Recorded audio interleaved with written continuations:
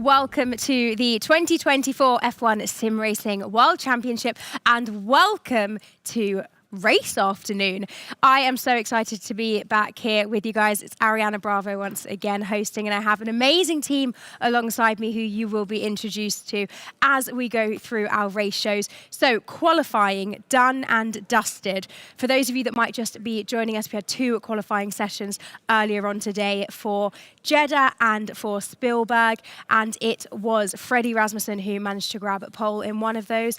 And then that also updates the standings as well, guys. For those of you that may not remember, the standings are affected by pole position because you get a point for pole now. So let's have a little look at how the standings now are after this, starting with our drivers' standings. Thomas Ronhaar still at the top of the standings with 27 points. We have Jarno Opmeer, Nicholas Longe, Freddie Rasmussen, Barry Burmond, Danny Bresnay, Jed Norgrove, Ishmael Farsi, Alfie Butcher and Josh Edo making up the top 10. And as we continue down, we make our way down the drivers' standings. Wilson Hughes, P11. And if we continue down, we can see all the way down to 24, everything to play for in these races. And if we also look at the constructors' standings now, we have Kick F1 in first place with the 27 points, Mercedes P2, Ferrari P3, and we have Oracle Red Bull Sim Racing P4, AlphaTauri 5th, Williams 6th, Haas 7, McLaren 8 with work to do, Alpine also with work to do, and then in 10th we have Aston Martin.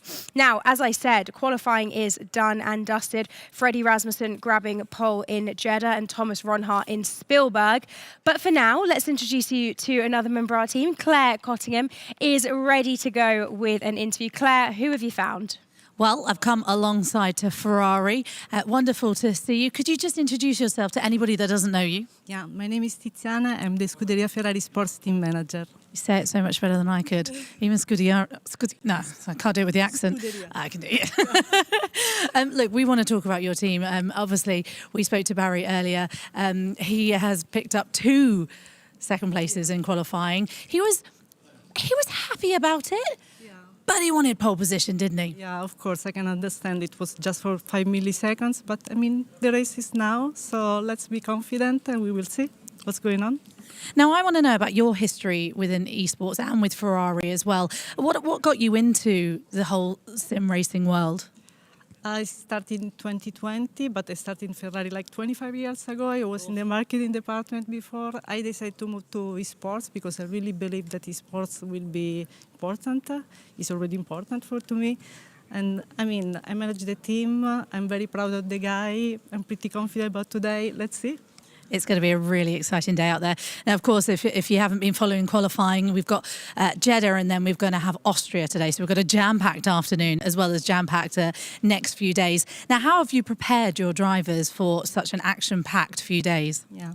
I mean, the guys were in Maranello, in our esports facility, in our headquarters in the last few weeks. So they practice a lot, of course, to prepare the races. We also participated in some minor championship just to practice race practice. I mean, they worked a lot, so they really deserve to be good. Are these tracks that are really going to suit you? Obviously, we've been seeing quite your Ferraris performing pretty well around these tracks. There could be a lot of chaos in both tracks. Jeddah is a very close track, and if you make any mistakes, you know, you're in the wall. And with Austria, you get up into turn 3 and everyone bunches up. It's going to be a lot of chaos out there. Yeah, we expect a lot of chaos, but I mean, we are ready with a lot of options of strategy, so let's see. Oh, tell me what the strategy is. Can you go whisper it to me? No, I'm only joking. Let's head over to Ariana.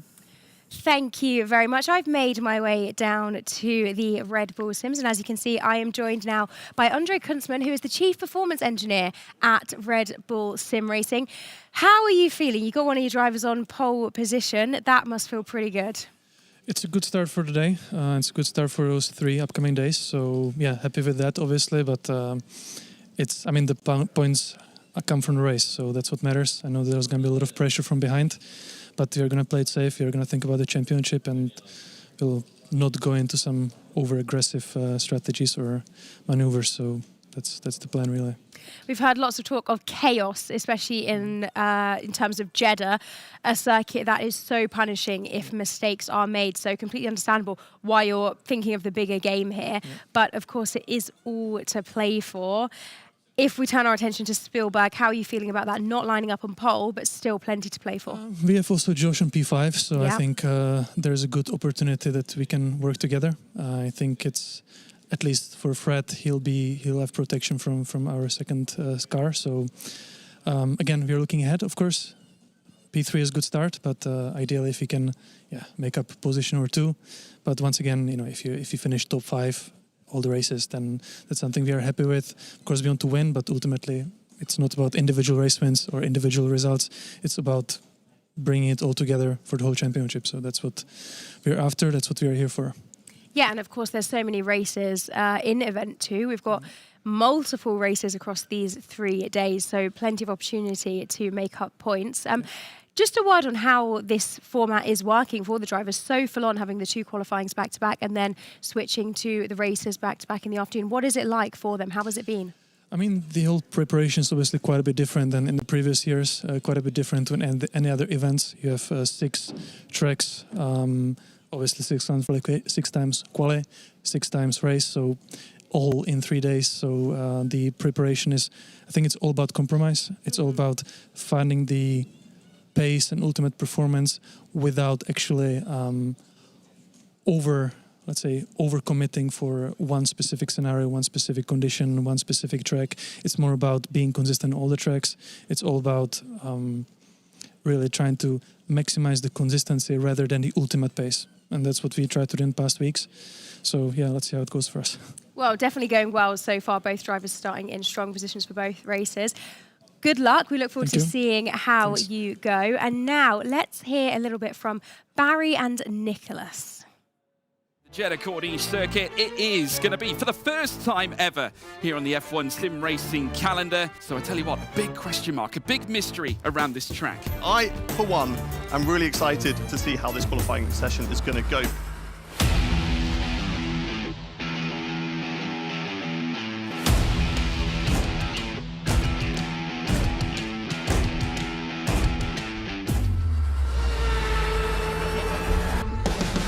Blakely, he's purple in Sector 1. He's purple in Sector 2.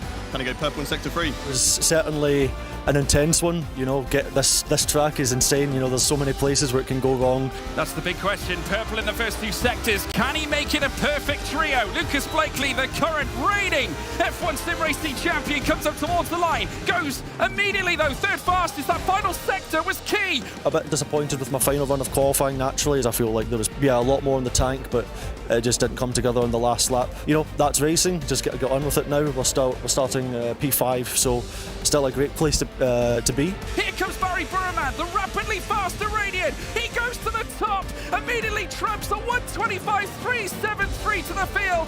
Freddie Rasmussen back again to the front, retaliates in perfect style as Fassi goes 4th fastest. Yeah, like I said, this might be where he kind of shows the best of himself. We're in a LAN event. There's a very hectic schedule. Consistency is going to be key, and he is one of the most consistent drivers that we have. The last sector was a big one, I even lost compared to my used tires, but still I'm happy. I would be happier if I would get P1, of course, but yeah, GG's to Freddy. His lap was really good as well, and I'm just looking forward to do race, because in this track P1, P2, P3 all will be all will be the same. Jeddah is a really hard track to nail. Everyone was quite far off in quali, but I guess I was the closest to our personal best. Well, I've head down to Haas, and alongside me is Robert Timbus. You're the engineer here for the Haas team. It's been a bit of an up and down qualifying for you guys. Let's talk about Alfie first. How pleased are you with such an inexperienced driver showing such speed? Yeah, we are really happy with P3 with Alfie. To be honest, P1, the pole position was also possible. We were so close, 200s. Yeah, we are really happy, and with a decent race, we expect that we can finish on the podium, of course. With Ulas, it was also really close, the Q2. We just missed by 8 thousandths, if I remember correctly. But with a nice recovery, we can finish in points, I hope, at least. We will do our best. We had a nice preparation. The drivers were working really, really hard, so I expect a nice race. We go Jeddah first. A fast, a furious track. It could be chaos here and there. Is it a track that's going to suit either of your drivers, or is that one that maybe you're a little bit concerned about going into it? Yeah, we have the confidence in Jeddah. Both drivers likes Jeddah, so as I said, we hope in a decent race with both drivers, and if we have a decent race, we will finish on podium with Alfie, and we come back into the points with Ulas. That's what we hope, at least. And it's so important to mention that Alfie is only 16 years old. His dad's here as well, cheering him on from the sidelines. He really is an up-and-coming talent here in F1 sim racing. He's just amazing, but we saw that on the Challenger Series as well. And yeah, right after the quali, after Jeddah, I told him that he's not a human. So let's see. We will see, Annie.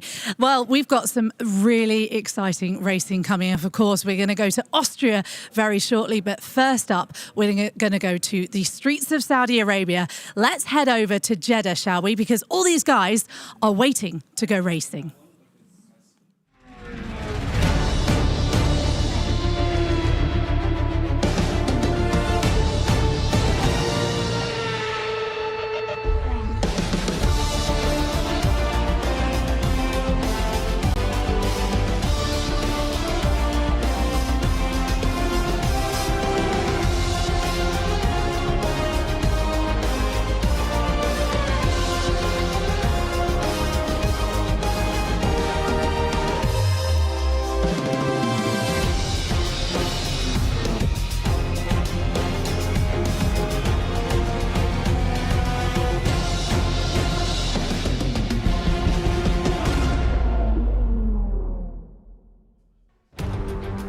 Well, what has certainly felt like a long break. We are back racing in the Formula One Sim Racing World Championship, and it takes us for the very first time to Saudi Arabia, to the Jeddah Corniche. Electrically fast, plenty of action, certainly turbulent as well.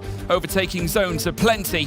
We're looking forward to taking you through this one, folks, as the championship takes another twist, another turn here around the streets of Jeddah. 6.174 kilometres, 3.836 miles, 27 corners as we light things up around the Jeddah circuit. Carsten Tilke, of course, the architect behind this grand masterpiece, son of the great Hermann Tilke, opened back in December 2021. Hard to fathom that this is our first occasion around here, but here we go anyway. Plenty of drivers looking to secure big points in this very fragile starting spot of the season, with it only being the second round, a lot more to come. Here comes the starting grid then. Philip Prejneda starting from 20th place. Alpine teammate Ruben Pedreño joins him on the back row. In 18th is Joni Tormela with Ulas Özildirim starting from 17th for Haas. Up in 16th place, we then take a trip to Simon Weigang in 16th with Jet Norgrove alongside him in 15th. Further up, Brendan Lee, two-time champion, in 14th. Alvaro Carreton, the Spaniard, in 13th for Williams. 12th spot, two-time champion Jarno Opmeer, just outside of Q3. Alongside him, Nicolas Longuet, who starts 11th place. Jake Benham, the All-Star, returns once again this season with Wilson Hughes alongside him. Old friends could become bitter enemies. Fabrizio Donoso in 8th, Josh Edo in 7th for Red Bull. Up in 6th place, we then move on to Thomas Ronhaar, one of the favourites to this season's title, alongside current champion Lucas Blakely, representing McLaren in 5th. Ishmael Fassi with Williams in 4th. Alfie Butcher laying down the carving knife from 3rd spot on the grid. What a debut start he has had this season, with Barry Burman in 2nd. But it's the Great Dane, Freddie Rasmussen, who starts from pole position here at Saudi Arabia. What a place to go racing, and we're going to have one fine race ahead of us. I was chatting to the drivers in the little break between qualifying and the race, and they say expect some potential 4 wide moments everywhere. They even said it doesn't matter where you qualified. So yes, okay, Freddie Rasmussen's on pole. He's been rewarded with that point for pole position, but they've told me that anyone can win this race from any position, which we haven't really had in previous F1 sim racing seasons, because usually there'd be those DRS trains and you're just kind of stuck behind each other and nobody really dares to make a move. But now, and we certainly saw it in Bahrain, there are going to be a lot of moves, a lot of overtaking, and hopefully for us, a lot of action. Yeah, the hairpins of note, of course, being turn 13, heading into sector 2, and turn 27, which leads you down the home straight. But there's plenty of chicanes to take, some sharp corners as well. Freddie Rasmussen, though, enlisting his 16th pole position of the season as he goes in hunt of his first World Championship.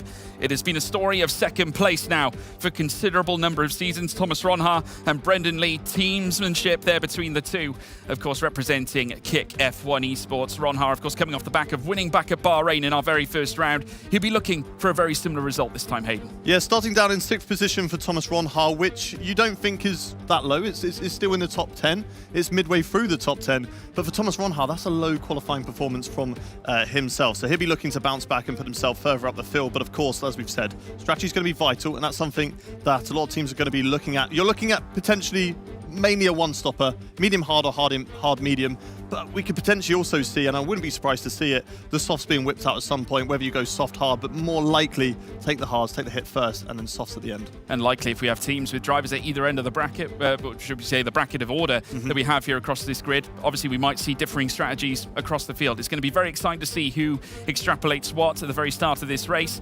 Of course, Alpine with a lot of work to do. We've got eyes on Philip Prejnader, as well as his teammate Ruben Pedreño, also a debutant this campaign. And Alpine will be hoping that they can get at least the race off to an ideal start. I know that the team have been working hard back at Enstone as they look to try and deliver yet another big result. But in terms of conditions, like cloud across the skies right now, so nothing to be majorly concerned about. The track temperature currently sits at a very moderate 28 degrees, very low humidity, a very warm place to go, obviously, here at Jeddah, certainly around the Corniche. No fears of rain around Saudi Arabia, thank goodness. But here, nonetheless, the likes of Alvaro Carreton, Ismail Fassi, what could he potentially do here as we look to get set for round 2 this campaign? For those of you who don't know, though, your commentator here, George Morgan, alongside me, Hayden Gullis, and we'll be taking you through tonight's racing action. There's the Mercedes pairing of Jarno Opmeer. Major surprises to see perhaps him outside the top 10, but we know what he can do in terms of a race strategy, Hayden. Yeah, and this circuit's going to bode well for him because overtaking is going to be a plenty, and I think he can certainly move himself up the grid. And this is a guy who always seems to whip out a strategy that works perfect for himself. So I'm very excited to see what happens. Yeah, as am I, as now we see the lights light up here at Jeddah. All 5 lights are lit, and it's pedal to the metal. And it is go, go, go, go, go. Freddie Rasmussen gets away well. Barry Burman in second place. The whole 10th of a second still divides them through turn 1. As we now see them, Fassi, Blakely, wheel to wheel on the escape from turn 3. Through turn 4 they go. Fassi has his number. Inside line through towards turn 5 as well. As they still run wheel to wheel through the slalom, through the S's. It's Rasmussen who leads. Burman second. Butcher in third place. Fassi ran wide there. Yeah, certainly Fassi ran wide in that little battle with Lucas Blakely that still goes on. 800ths of a second separate them, but here comes Lucas Blakely on the attack of Fassi as they go down in towards this banked hairpin. Lucas Blakely looks to have got the manoeuvre done, and he closes the door, and Fassi, that puts himself up in a P4, but here comes Thomas Ronhaar now attacking the Williams, has to back off into that corner, and what a fantastic start. Everyone very well behaved, nobody losing their front wings, that it looks like at the moment, but a lot of mixed strategies, and we're going to be getting some very exciting racing. Yeah, some of the drivers not wasting any time whatsoever, though. Fassi, look at him, differing strategy from Blakely and Ronhaar, opting for that medium tyre for this initial stint. Ronhaar can't afford to stay behind him here, needs to try and break away from the Williams in front. As now they burst through, in comes Thomas Ronhaar and stakes it up the inside, manages to pass Fassi, takes P5. Yeah, Thomas Ronhaar, as you alluded to, on the soft tyres, so needs to get a move on, needs to get past those medium runners, and he has done. Now it's just soft runners at the top. And look at the gap that has formed since that battle between Lucas Blakely and Fassi. That's allowed the front runners to run away, and now they need to kind of work together as a trio to get that gap, and there's to get that gap away from the rest of the field to really benefit themselves later on in the race. We're watching now Alfie Butcher right up, tucked behind that Ferrari of Barry Borman. He can probably smell a lot of exhaust fumes right now. Yeah, looking further back as well, if we look at Josh Ido in 9th and also Nicholas Longay in 10th, both donning the hard compounded tyre. Jake Benham also utilising that same strategy. Jana Watmier also adopting the hard compounded tyre. So interesting ideas certainly projected by Mercedes at the very start here. They're going to go long on the initial strategy, try and pull off somewhat of an overcut through the course of this race. But we know that the hard is a decent race tyres, and we're right on board here with Jed Norgrove. Yeah, certainly, as Jake Benham was just ahead of him. Jake Benham falling down the order, just ever so slightly, qualified in P10 around here, so has dropped down into P11, but is on those harder tyres. So they're obviously, as you said, going a lot longer in this race to really benefit those soft tyres at the end. When they've got less fuel, they're going to be a lot faster. It's going to be interesting to see what the medium runners do, because they're kind of sitting on the fence at the moment and trying to sort of see what their strategy is going to dictate later on. Yeah, still Butcher trying to close up to Barry Burremand, just giving him a few reminders here as the Haas now draws closer and closer. Rasmussen still controlling the pace out the front. The Iranian though behind him. We have seen Burremand and Rasmussen basically nose to tail near enough right through from the start. We saw in qualifying as well as they palmed off battles between the pair. The fastest lap taken by Lucas Blakely. DRS of course opens up here on lap 3 as they now peel in towards turn 1 and through turn 2. Still Rasmussen, the Danish sensation, leading the charge for Red Bull Racing. Further back, we have Barry Burremand for Ferrari. Then further back then, even so, Alfie Butcher has been stellar ever since arriving on the scene in F1 sim racing in terms of its World Championship. We look back at what he's done at Challengers. It was sensational. He dominated that series, and now he's looking to do exactly the same here. Potential for an outstanding result is certainly looking positive, as now we see Ronhaar just breaking out of the aero. A little bit of cooling perhaps, Hayden. Yeah, certainly not looking for a move into that corner. There's no need to risk it and send your nose up the inside, because it's just going to result in front wing damage. Lucas Blakely would just close that door and it's game over. So you're running so close behind everybody that that engine's just going to be overheating. And the higher those temperatures get, the less top-end speed you're going to be getting in the car. So you want to tuck out of the slipstream, cool the engine, and make sure the car is all feeling okay. But I want to say, really good couple of laps there from Lucas Blakely. I noted about the gap between the top 3 and the rest of them after that battle. Lucas must have burned a bit of battery, get back into right up behind Alfie Butcher, and now he can start saving his battery once again for later on when he needs it. Yeah, Josh Ido trying to stay in tune with Wilson Hughes as well. He'll be hoping to stay within DRS to try and ensure the strategy works out on the hards. That is imperative. Of course, all drivers currently still sat within DRS, so it's still working out for them right now, but it's a long way to go. Lucas Blakely now fanning out for the back of Alfie Butcher. Of course, they're breaking up further up as well. You just saw Barry Burremand just breaking out of the slipstream, or breaking out of the aero from in front. That being Rasmussen in trying to avoid, obviously, the car, like you said, overheating, but still, like I said, early stages, we've yet to see the strategies unfurl, but it's as you would expect. Soft tyres dominating out of the front, with Ismail Fassi actually splitting the difference in P6. Someone whose race has not got off to a good start, Joni Tormela down at the back of the field, 31 seconds off the back of the Aston Martin of Simon Weigang. We'll have to see and find out whether he's been caught up in some sort of incident so far in this race. But unfortunately there for Joni Tormela, it's so difficult to come back after an early incident, being so far off the pace that it seems like potentially their race is done. So we're still watching this battle, or this, not really a battle, just train at the moment. Everybody's being well behaved. They're kind of waiting for potentially later on in the race. But it is interesting that the soft tyres aren't running away as much as they have been, as here's a replay of what happened at the start. Yeah, let's take a look at it now. A great getaway from Freddie Rasmussen, left no stone unturned. He already built quite a gap, even prior to hitting turn 1. Of course, was not really perturbed by Barry. It was Alfie Butcher who was under pressure. Ismail Fassi straight in on the attack against as well Lucas Blakely. Yeah, certainly. And then this battle was brilliant to watch through the first sector. It's difficult. It's usually just a single line through here, but you can go wheel to wheel. You're just going to lose so much time, and that's, of course, what we saw. And Fassi, unfortunately, got out on the curb a little bit, and that cost him the run out of the corner into the hairpin and allowed Lucas Blakely to go for the overtake. But he has stayed within the train. He's on the medium tyres, remember, so it's going to... I don't know whether he can get those mediums to a stage where he can take on softs later on. We'll have to wait and see whether that is a possibility. But for now, he's keeping in that train on worse tyres.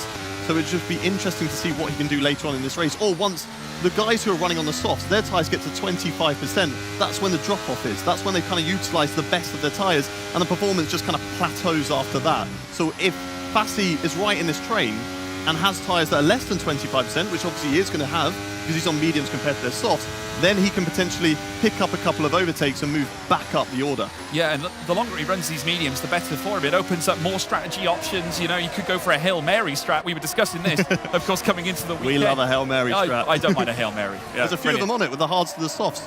I can only assume they're going hards to softs. You would expect so, I think, based on what we've already seen. Obviously, Rasmussen, with different ideas on his mind, opening up his account on the soft tyres. A move here being made as well as Ronhaar goes on the attack of Fassi. Just a little look up the inside. We did, of course, see the timing tower just perk up a little bit there, but at this point, Ronhaar just hovering all over the back of the Williams. Will know all about Ismail Fassi and how much of a talent he truly is. Both these drivers coming from similar stories to a degree. Obviously, Ronhaar coming in last season, fresh-faced, but still winning races nonetheless. We're seeing some impetus from Fassi, similar ideas, but what I do admire about Fassi is his knowledge and his ability to go for that alternate strat. As now we see them make their way down through towards turn 1. More cars fanning out. We've got more movement further back as well as they come in towards turns 1 and turns 2. Nothing coming out of turn 2 in towards turn 3. We are as we cruise on through lap 6. Yeah, it's so funny to watch them all down the start-finish straight, because if you're just watching and you've never watched F1 sim racing before, then you're just looking, oh my god, they're all going wheel to wheel, they're going to be fighting down into turn 1, and then right just before the braking zone, get back into single file, and it's business as usual. Ismail Fassi having a really good performance though on those medium tyres. Have we already reached that drop-off phase for the softs, and is he going to start to go on the attack of Lucas Blakely? It's very difficult though, because Lucas has that benefit of slipstream behind Alfie Butcher, so he needs to try and just be patient, wait behind Lucas Blakely, see where Lucas Blakely is strongest, but also most importantly see where he is weakest, judge that, assess it, and then pounce at the weakest spot. Yeah, absolutely right. We're coming into a quarter length of this race now as we see Jarno Opmeer and Alvaro Carreton going wheel to wheel now as well. Opmeer doing enough to keep the Spaniard in behind right now. So Mercedes still in tandem, 12th and 13th, with the Flying Dutchman sat behind the All-Star Jake Benham. Alvaro Carreton, who has been a long-serving member of the Williams esports team, has been there since pretty much the very start. He's had great results in his history as well, trying to find that form that he used to hail back in the day. Obviously would much rather be contesting with his teammate who's currently sat in the top 10. I can't help but take a look at Fassi's strategy, and it's looking pretty smart right now as they make their way onto lap 7 of 25. Still Rasmussen out in front. Alfie Butcher just veering ever closer. Ronhaar right in the arrow as well as Fassi, as we now see as well side by side again between an AlphaTauri. This time Jed Norgrove getting into the mix here. This time has already displaced Jarno Opmeer, and now fancying a go at the All-Star as they run wheel to wheel again. Norgrove with the ideal line heading through towards turns 5, 6 and 7, and he has done it as well. Jed Norgrove, P11, or should I say Norgrove holding on to P11, just sat behind Longay. Great tenacity there from the young man. Yeah, Jake Benham going for the attack there on Jed Norgrove, but was not able to pull it off. But I think we're getting to that crossover phase where the softs are maybe not as good compared to the mediums or the hards, and the hards are starting to work quite well. We saw Jarno Opmeer have a little bit of a battle with Alvaro Carreton. You look at the difference in tyres between those two. Carreton's on the medium, so you'd expect him to have the better grip, but maybe now the hards are performing slightly better than the soft tyres. But we'll be interested to see whether those hard tyres can start to move up on merit or whether it's all going to be down to strategy. Yeah, absolutely spot on. It was Norgrove indeed defending to the helm, but he's proven to be able to do that as well. Going back to Bahrain, where of course he defended the points finish and did so brilliantly. He's just done exactly the same against really decent talent, given the fact we all know what Jake Benham's capable of, let alone Jarno Opmeer, who is a two-time champion. And as we now watch the cars make their way around on lap 7 of 25. Still very minute gaps between them. Fassi still managing the pace in behind his, in behind the former champion, current champion, Lucas Blakely in 4th place. The McLaren sitting pretty there and behind Alfie Butcher, Challengers champion. I tell you what, we've got a string of champions out there on the grid. Frederick Rasmussen looking to take that title for the first time and has done so brilliantly so far in terms of managing the race. The Red Bull Sim Racing team be hoping for some more of this too. Barry Burman just keeping him honest in 2nd place. We'll take a look at a replay. Now, this was certainly a moment between Alfie Butcher trying to get tied up here, this time with Barry Burman, as we see them coming through the first sector, but it just goes to show how close these drivers truly are. It's so risky around a track like Jeddah. It's like he's got a hook and he's just attached it to the back of that Ferrari, and Barry Burman's just pulling him along all the way through that sector. They are so close, but that's so difficult to be in that position because all it takes is one slight error, just slightly on the brakes a little bit too late, and you've ruined your whole race because you just tagged the driver in front. You've either taken him out and got yourself a penalty, or you've broken your front wing. Yeah, and another replay here as well, as we saw Norgrove and Benham going wheel to wheel, and very nearly Benham getting the upper hand on Norgrove as well, but just favouring that inside line.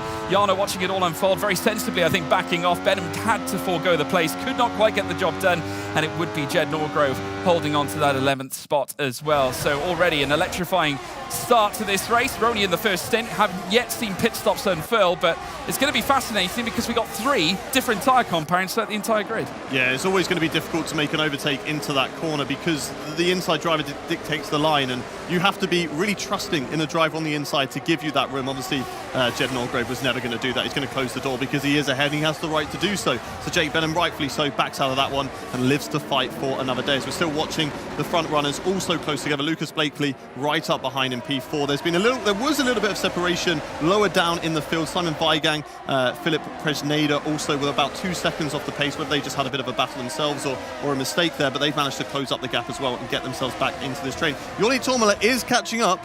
It is 29 seconds now. But don't get your hopes up. I don't think he's going to catch up, sadly. Yeah, it's a real tough opening stint for Joni Tormela. Almost part of the furniture here at F1 Sim Racing, but not the best way to start this event too. As we know, see Freddie Rasmussen make his way through the hairpin section, coming out now of that initial turn 13. Opening up between them. And yeah, it has so much actually. 7/10 of a second now opening up between Burraman, and Butcher looks like the aggressor now all of a sudden as they burst their way out of the hairpin. Or should I say the chicane instead of the hairpin? They've got the hairpin coming up, heading through towards turn 27. Again, Butcher trying to get himself into a position where he could potentially mount an attack. Burraman just ahead of him here with the rear wing now open. Burraman also having DRS on Rasmussen, just keeping him in contention with P1. Also, you've got to be wary of Blakely in behind as well. But many drivers cautious about making the moves in the early stint because we do still have the strategies to play. As now Rasmussen with Burraman in behind. Burraman not content with going for the move, heading through towards turn 27, but might have a chance down the long straight. Yeah, he built up 7/10 of a second there between Frederick Rasmussen and Barry Burman. There we go, flying into pits. And that's what I was wondering. I was wondering if he was burning the battery, because you gain about 19%, 20% of battery in the pit stop. So you're going to get that battery back. So you are free to use it, or whether he had just better wings and was so good compared to the other teams in the first sector. But I think it was a very strong performance there from Frederick Rasmussen to break away. And now it'd be interesting to see they've gone onto the medium tyres as Frederick Rasmussen, Barry Burman, Alfie Butcher all in the box now. Lucas Blakely though decides to stay out on the softs. Fassi of course has been on the medium, so is able to go longer. But it's always going to be interesting to see. Obviously those hards, the medium tyres are now going to catch up because they have brand new tyres and they're able to push a lot harder, and they're going to catch up to those hard runners. But it's going to reverse later on. The hard to soft strategy is going to flip itself and they're going to be straight back in it. Yeah, very close as well. It looked like there was some debris actually flying off one of the cars. Not quite sure whether it might have been the Haas of Alfie Butcher who might have lost a front wing end plate. I'm not quite sure. It might have been the Ferrari. Not quite sure where that came from. It did look like it. Not 100% sure whether that was the case, but certainly some stuff happening nonetheless. As Alfie Butcher now forgoes a position as Thomas Ronhaar bursts on ahead. So now he's up to 17th place. Butcher now licking his wounds down in 18th. I think he could be in trouble here because he did that coming into the pit lane. I don't think the game's going to have fixed his front wing. So he's actually going to be limping around this circuit right now. And you can just watch Thomas Ronhaar bolting away. Wilson Hughes is going to be wanting to get past as soon as possible because he's just going to be holding him up and losing time. And Wilson, it's fundamental that he does not lose the train or the back end of Thomas Ronhaar to lose that slipstream. Otherwise, it's going to leave him in danger. We've got Lucas Blakely in the box, Fabrizio Donoso in the box, and that's all of our soft tyres. And it's happened again. It's happened again. Fabrizio Donoso's just done exactly the same thing. Yeah, it looks like Donoso might have suffered the same fate as Alfie Butcher there in that case. And unfortunately, Butcher sustaining the damage that he did has now put him right up against the pressures of Wilson Hughes, as well as many others. Hughes now diverting to the inside, heading through towards turn 1. Butcher being displaced. The Haas dropping back as now the McLaren goes on the attack. Also on the attack as well as the Ferrari ahead, as we see Barry Burraman ahead of Thomas Ronhaar as well, who's currently situated ahead of Wilson Hughes, who's just had Butcher heading in towards turn 1. Yeah, I just want to correct myself. Looking at those end plates, it look like they're actually all intact there. As you can see, he's going through turn 4 now. So I think he's got away with that. They have fixed the front wing, or it's just very, very minor damage. Yeah, and at the end of the day as well, it will cost him still some time. You just see Lucas Blakely pushing him around the first sector. Truly baffling scenes. We've also got to talk about Fassi, because this is where he puts the burners on, right? He's got to try and pull off an overcut in order to make the strategy work. Yes, certainly. He's the front runner now of the mediums, and he's going to have to sort of dictate what strategy they're going to do for the time being. Obviously, you've got the hard runners of Josijo right behind. Here's a replay again, and this is what happened on lap 10, George. Yeah, coming wheel to wheel again this time around, and obviously we just saw Fabrizio Donoso. This is just prior. They had a little bit of contact coming out of turn 27, and they would then eventually dive into the pit lane. Similar scenario to what we saw from Alfie Butcher. Again, what looks to be a little bit of contact heading through to their pit stop phase. As now we see them make their way around on lap 11, now lap 12 of 25. Fassi still out in front. Just look at this from Donoso, though, who is going in on the attack, this time on Alfie Butcher, who seems to be losing place after place. I don't know, Hayden. I reckon there's something wrong. Yeah, I've just had a note handed to me from the amazing Claire Cottingham, and she has told me that it was actually Barry Borman who sustained the damage and not Alfie Butcher. Was the Ferrari in front then? It was the Ferrari in front. So he's still in P15 though, but he has fallen down, and he is actually battling right now with Thomas Ronhaar further down the field. The Mercedes running well on the hard tyres, 5th and 6th for both of those guys, but it will be interesting to see how, of course, their strategies play out. And it is good to know that you can do a soft medium, but you are going to be really pushing those tyres. Maybe not quite as close to puncture range, but they're not going to have some great performance by the end of their stint. Those guys who are going hards to softs, they're just going to have better life in their tyres and can really, certainly catch up to the medium runners and go for some fantastic overtakes. At least we hope so. Yeah, we're coming into the halfway point now, lap 12 of 25. Halfway through this lap will be the halfway point, as Ismail Fassi still leads the way. We can just see there the contingent of the Mercedes drivers, Jake Benham and Jana Watmir further up, trying to make this hard tyre start strategy work, as we now see them make their way now out, heading through the final sector. There's Lucas Blakely, Wilson Hughes in behind as well. Fassi, now there's a move for the lead up at the front, I think. Whether that's Fassi coming in, I don't think it is, but it looks like Ido now has the lead of the race. Yeah, it looks like the hard tyres are working a lot better now than the mediums. They must have dropped past their 25% range, so now the hard tyres are the tyres to be on if you're one of the guys who have not done a pit stop yet, as they go wheel to wheel though. But maybe this is something else, George. Maybe this is these two working together. They're using the DRS. Obviously, we've got 3 DRS zones around here. You can gain so much time in the slipstream, and if you trade positions without battling, without holding each other up, you're going to help yourselves get away from that chasing pack at the moment who are on the mediums, as it looks like Presneda into the box. Yeah, very much these situations can turn the entire race upside down, and very nearly turning Thomas Ronhaar upside down as they made contact through 2 and 1 again. So Lucas Blakely looking to try and push on here and break away from the Kick F1 car that currently sits in front of him. There's a queue forming behind Barry Burman right now, and if it's true what they say and he has wing damage, he's going to be holding them all up. Yeah, certainly. I mean, he has dropped off massively from Freddie Rasmussen, but of course he's going to be wanting to hold on to that position as much as he possibly can, because these are vital points in F1 sim racing. Thomas Ronhaar, though, not ready to go for a move, because the problem is, yes, you want to get past him as soon as possible, which of course, especially as we are on mixed strategies, but as soon as we get into a more plateau that everybody's on the same strategy, you're then going to be the leading car, and it's so difficult to break away when someone's got slipstream, especially around here. So you need to time it to perfection. You need to do it basically just before you go into sector 1, so that when Barry's going to be struggling through the corners, you can blitz away and get that free air. Yeah, Ismail Fassi now falling behind Nicolas Longuet, as we now see a collective of, or a gaggle of cars making their way through that final sector. Josh Ido now at the head of the field, Longuet taking second place. It's the Red Bull out in front, as we now see Longuet now boxing into the pits. And we also see Benham coming in as well. So the hard tyres now starting to make changes, as we're now seeing some swapping there between Thomas Ronhaar and Lucas Blakely, who immediately diverts down the inside. Still a switchback, just could not quite find it, and enter Barry Burman as well. So we're going to see a 3-car scrap now with DRS applied. Ronhaar without it. Enter Burman, who goes around the outside, heading through towards turn 1. Blakely, though, with enough in his locker to defend the place and keeps Burman, his former teammate from last season, in behind. Ronhaar did exactly what he said he shouldn't be doing, not overtake into that corner, because you're just giving the DRS to the guy behind you and just saying, well, that was nice to go side by side, shall we do it again? And they did. And unfortunately there for Thomas Ronhaar, he's just lost the position against Barry Bowman, and he's stuck in this section. And look at Lucas Blakely doing exactly what he said. Blitz away in sector 1, and now you are free. Thomas Ronhaar needs to be patient, but I understand, it's very difficult when you've got another driver right up behind you that is ready to attack. He's going wheel to wheel right now. Can he pull it off into this tricky chicane? Of course, it's a very difficult overtaking opportunity here, and rightfully so, he backs out of it. But Freddie Rasmussen running away at the moment, has about a 4-second gap over Lucas Blakely so far in this race. He was obviously the net race leader, and he should retain that once we go back, as Ronhaar now goes for the overtake into this tight, twisty chicane. But could we potentially see Borman back on him? Well, we'll have to wait and see. I mean, I think the one thing Ronhaar can take is the fact that he will still have DRS. As now we see the cars coming into the pits now, finally. First, Fassi, Otmir, or should I say Fassi staying out. Otmir now leads the race. We have got Fassi in the box, should I say. Caraton stays out. So there we have it. Ido's through.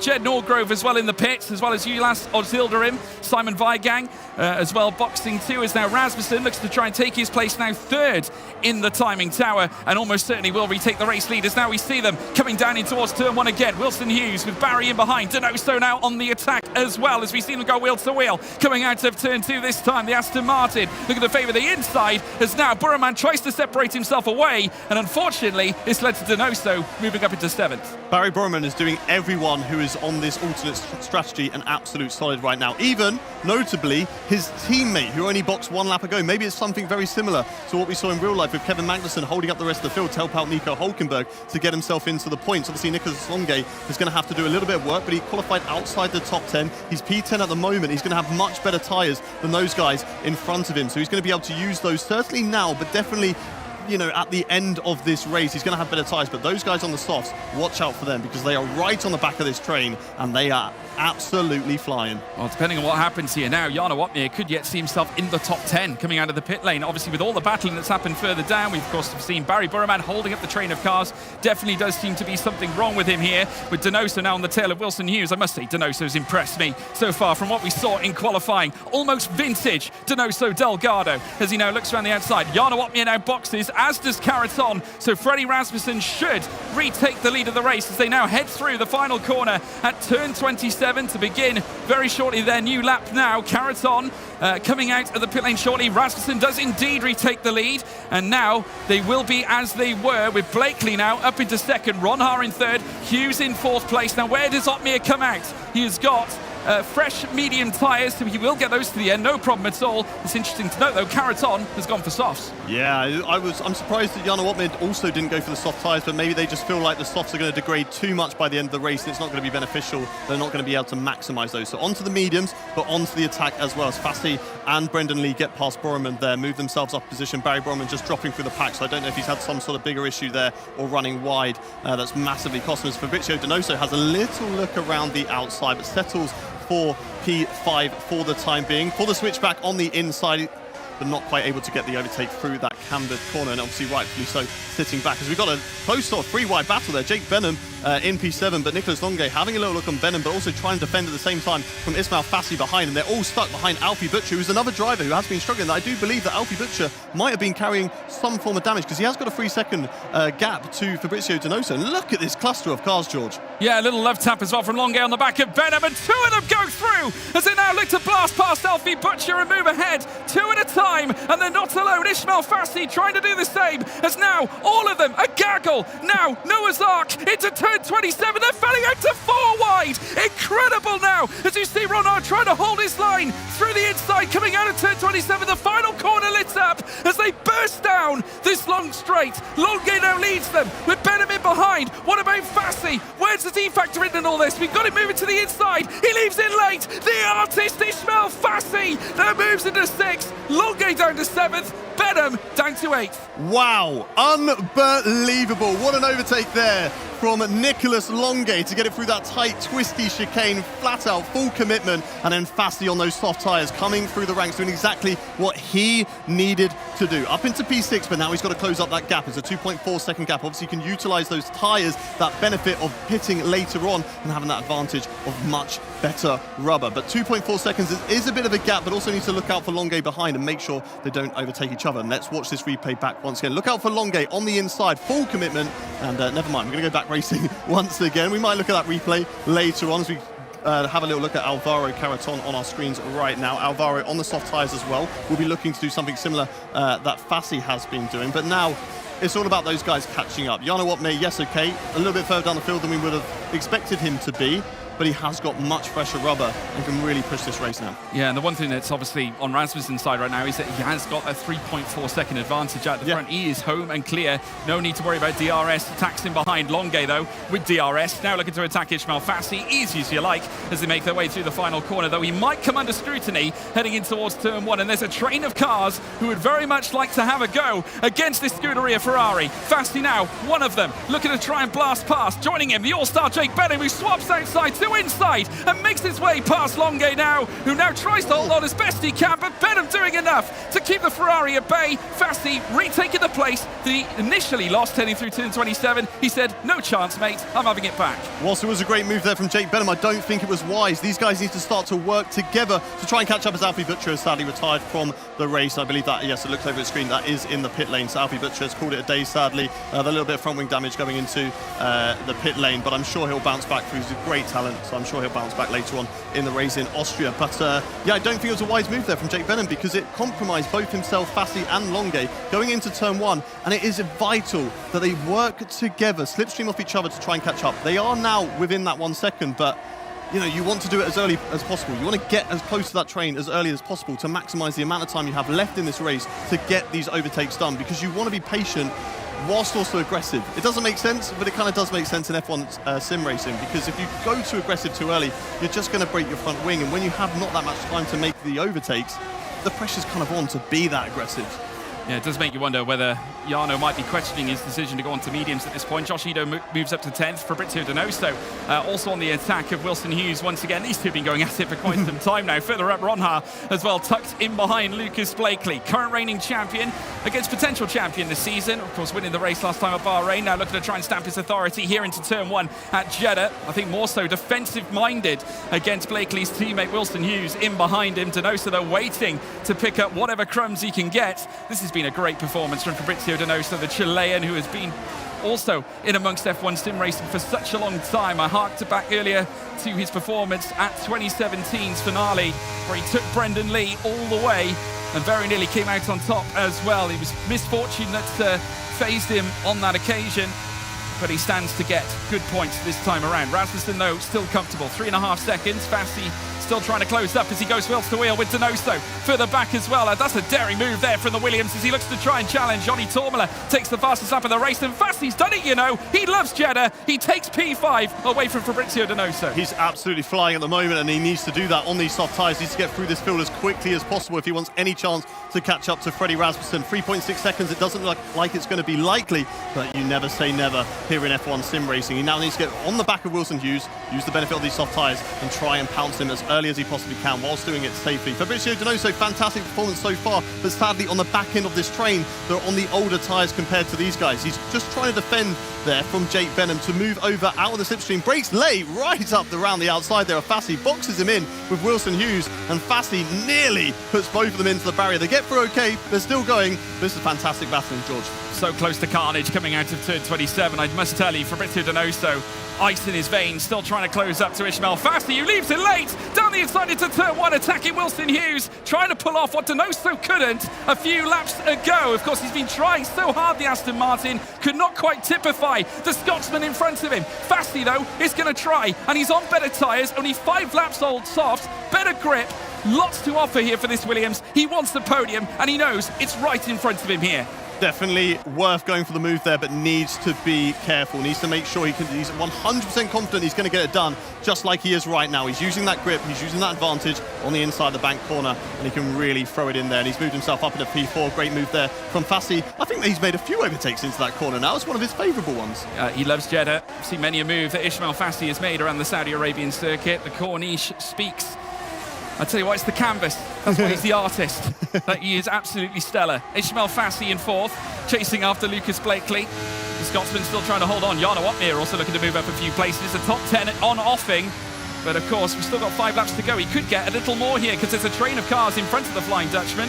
He's a 2-time champion for a reason. We've alluded to his brilliant strategic calls in the past. I've harked back to Texas, where he pulled off probably one of the greatest performances of all time in F1 sim racing. Thomas Ronhaar still in 2nd. Blakely all over the rear of him. Fassi, though, might fancy his chances here. He has the better tyres. He has, of course, the DRS. He can utilise it into turn 1.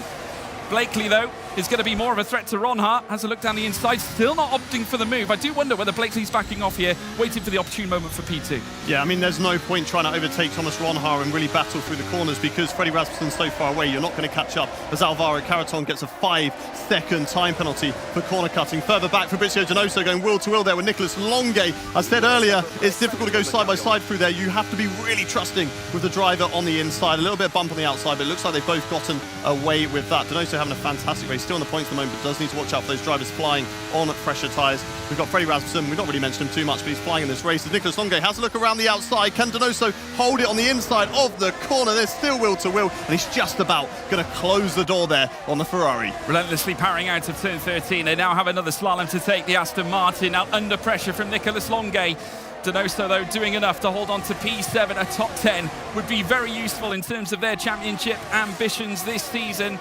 They had Lucas Blakely in that team not too long ago. We rejoin the battle between Blakely and Ronhaar further up. This is the battle for P2, as we now see Lucas trying to pull off at least something to try and garner a maximised podium finish.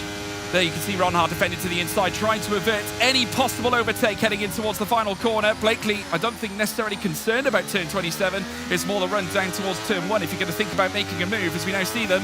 Still nose to tail, further back Fassi.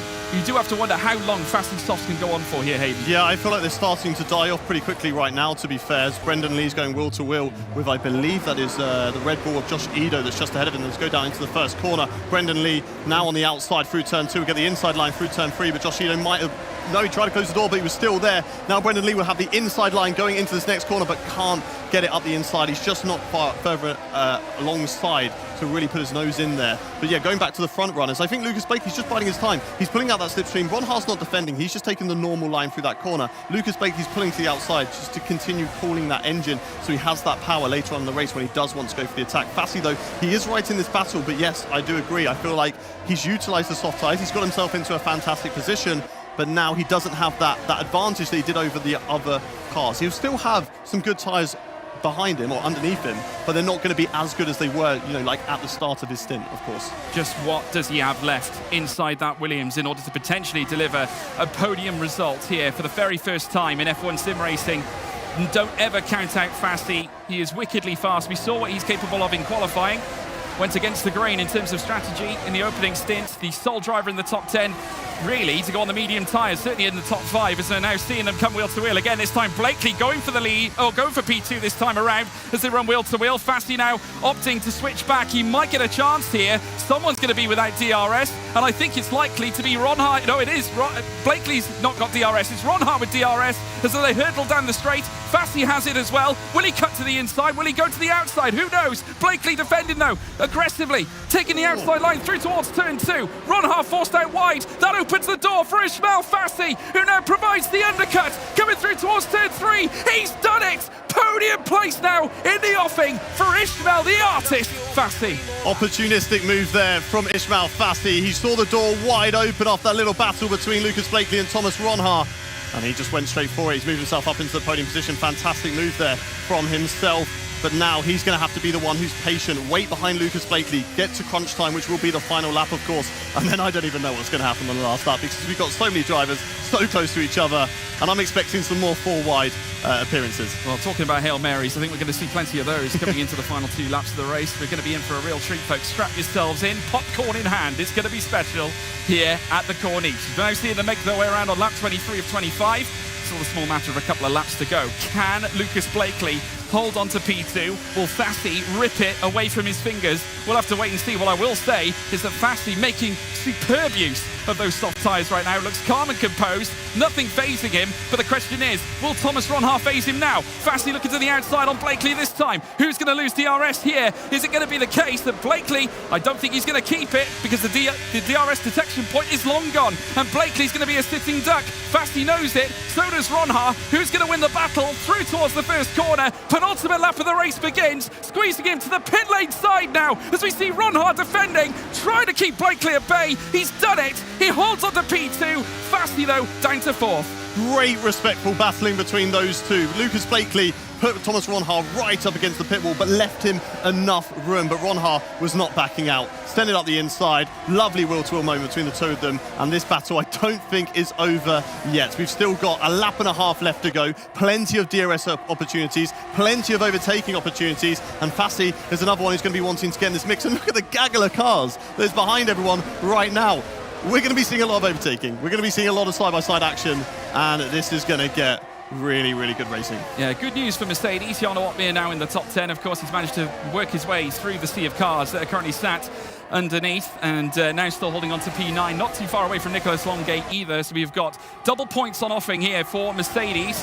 Red Bull just on the outside of that, despite Freddie Rasmussen leading the way, as we now see once again Lucas Blakely just threatening the inside of Thomas Ronhaar. The Dutchman still doing well though to retain that P2. Let's take a look at this replay. Now this is Caraton. It looks like a front wing's missing. Yeah, he's lost his front wing. I don't know how he's got caught up in that, but there's so many cars in that sort of gaggle there. He's going wheel to wheel, and everyone's just trying to get past him. But yeah, Alvaro Caraton, sadly, that's his race over. Yeah, and we're coming on to the final lap now very shortly. Ronhaar loses out twice. Fassi, though, with a great chance. Enter Wilson Hughes as well. McLaren looking to put 2 cars higher up in the top 5. Here comes Ronhaar again, looking to try and fight back. Blakely pushing him so close to the barrier, as though we see Fassi as well. They're going wheel to wheel as they take it now through turn 1. Turn 2 comes up next. Still though Ronhaar trying to hold on. He takes P2, holds P2. Fassi all over the rear of him, as is Blakely. They're going to run wheel to wheel, but still Blakely holds on. Here we go. This is crunch time. This is the last lap. This is where they're all going to be sending it, trying to gain those vital positions. We've all been patient so far this race. Now it's time to throw patience out the window. It's full send, or as you like to say, it's pedal to the metal, and it's go, go, go, go, go. And it's Lucas Blakely who's currently in 3rd position, hunting down Thomas Ronhaar. We're going into this banked hairpin right now. Fassi's currently in 4th position. He's biding his time behind these guys, but it's all going to be into that final section. There's a DRS zone, there's a hairpin, and there's another DRS zone. George, who's going to have it? Well, it's a mystery to me, but one thing I will say is I think Freddie Rasmussen's got this one pretty much to bed. 5.7 seconds clear becomes 5.8. But the serious quiz is the battle for P2. In behind Fassi once again on the attack. Knows that this is his last chance. Right in behind Thomas Ronhaar, trying to break down Lucas Blakely. It's a major job for Fassi, and now more concerned about defending. Blakely cuts him off. DRS now given to Blakely, given to Fassi. Also Benham in the mix too, as they head down through towards turn 27 for the final time. We can't detract away from the front, surely. Freddie Rasmussen will surely make his way to a 13th race win. A fantastic move from Ismail Fassi, however,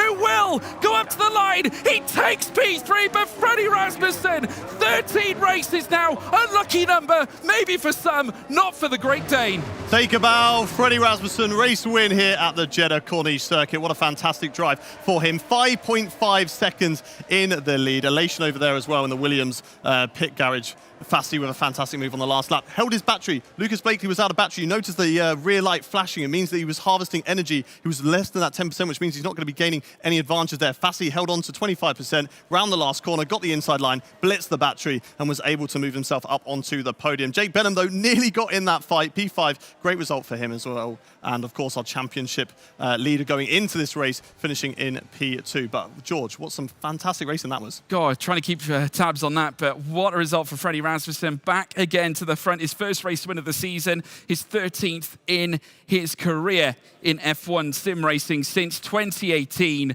And once again, Red Bull enjoying the elation, the results, the points as well. It could have been, I think they actually managed to get 2 cars in the top 10. Josh Ito finally managing to pull it out the bag and bring home some major points too. So that is great news as far as Red Bull's campaign is concerned. Yeah, strong result for them, especially when you look at the likes of Ferrari. Didn't really have too good of a showing today. P8 for them, and unfortunately there for Barry, P17, no points as well. And you look at the kick team, obviously Thomas Ronhaar scoring very high in P2, but Brendan Lee sadly down in P16. So it's still going to be very close in the championship as we are having a look at a replay of that final lap there. Here's Ismail Fassi, and here he is going on the attack. Sorry, this is actually after the race. No replay there. Sorry, my apologies. But yeah, up into P3 there for Ismail Fassi. A great result there. Further down, we were maybe hoping for something for Jed Norgrave. He had some really good battles with Jake Benham and Jarno Opmeer. But Jarno Opmeer, great recovery as well. P7 from P12. Fantastic. Wow. give you guys a second to catch your breath. That was quite something, wasn't it? So impressive. What a race down to the very last second. Huge congratulations, of course, to Freddie Rasmussen for taking victory here in Jeddah. And congratulations to Thomas Ronhaar and Ismail Farsi for completing the podium. Oh, that was good. That was something very, very special. Let's have a little look, shall we, again, at the race results. Guys, I'm going to ask you to go straight back into it. Talk us through it. Well, there we go, the classification. Freddie Rasmussen tops the race there with the race win, 25 points. No fastest lap to his name, so not the additional point there. But Thomas Ronhaar in second place. Fassi right up behind him, though, in P3, in a fantastic last lap manoeuvre to get past Lucas Blakely. The Mercedes had a very strong showing coming through the field. Jake Benham obviously qualifying in P10. Jan Watmid down the order, I believe, in P12, so getting themselves into 5th and 6th. Wilson Hughes, a strong showing for him after the disappointment in Bahrain, George. Yeah, definitely a great comeback from Wilson Hughes. Important to note as well, Jake Benham taking the fastest lap. So yeah, more points going towards Mercedes. So that'll help big time. And Donoso managing to lay claim to one solitary point too, which will be important to their campaign. Further down, unfortunately, Alfie Butcher, what happened? Obviously, we saw how brilliant he was in qualifying. Things just slipped away through the course of the race. I can only fathom there must have been some impact during the pit stop. Yeah, it's so difficult when you're so close with each other. We saw it, they were nose to tail pretty much through most of the corners, and obviously they're going to be nose to tail into the pit lane. If you just judge it a little bit too late, and it's kind of like a concertina effect. The first person hits the brakes, the second person's caught out a little bit, the third person's then caught out, and we saw it for Barry Bromand and both Alfie Butcher, and sadly they just got caught out in a little bit of front wing damage, and sadly their race is over from that. Very disappointing for them indeed. Such a shame, but lots of reasons to celebrate for others. And I think it's time for us to find out our DHL Fastest Lap Award. Just waiting in my ear to... okay. Do you guys know who it is? I know who it is. I know who it is. I know who it is. Said it.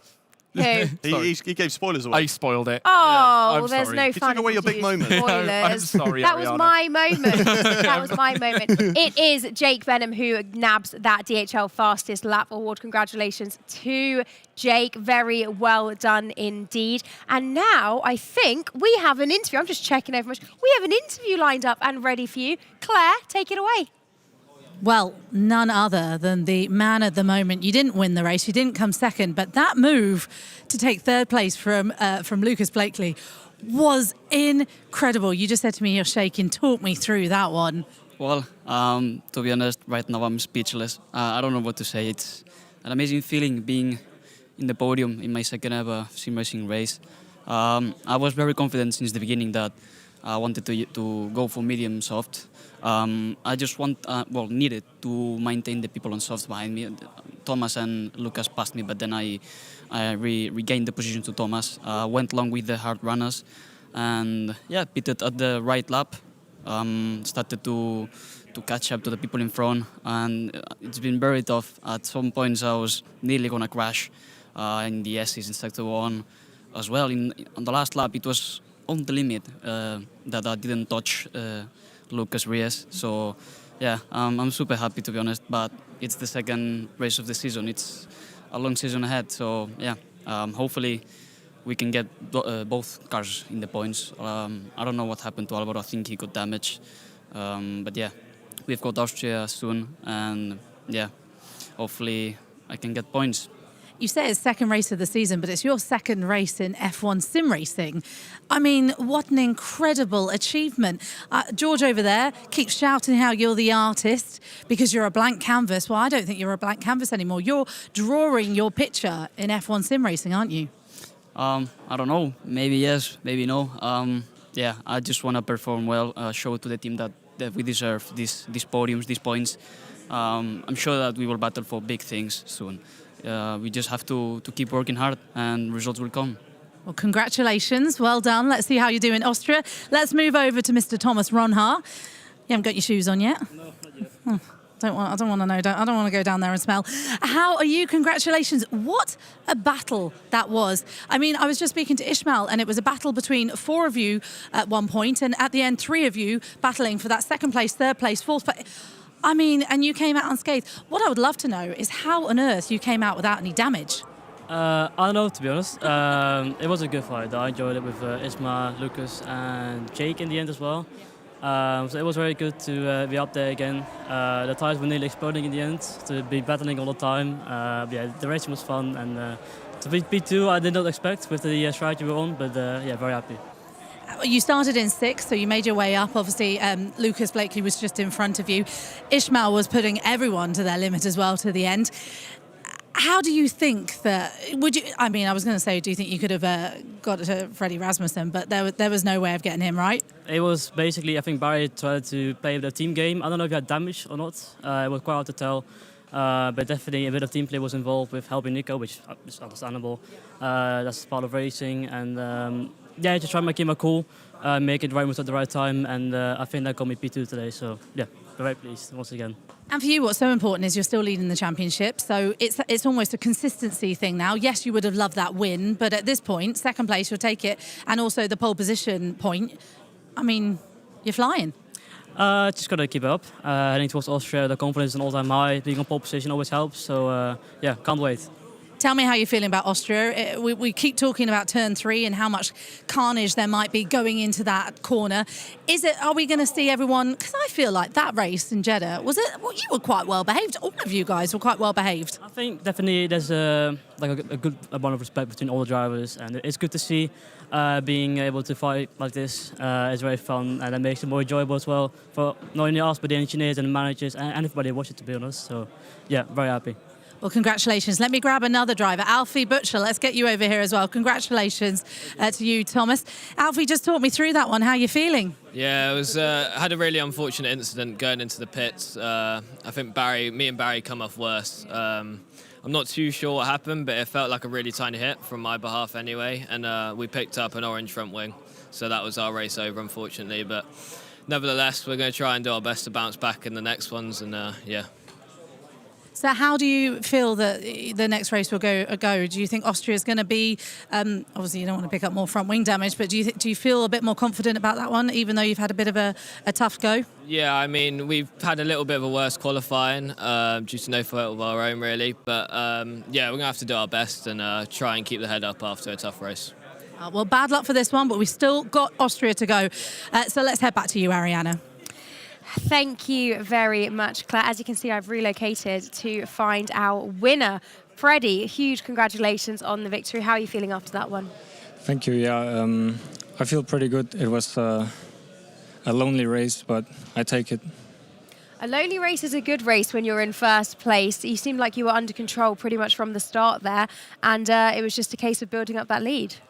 Yeah, I think Barry behind had a incident, maybe hit me into the pit lane and lost the wing, and then he held up the field so I could pull away. And that was the first time racing in F1 sim racing in Jeddah around the Corniche circuit. How did you find it? Did it live up to the expectations? No, I thought it would be a very long train, but I got lucky and could pull away.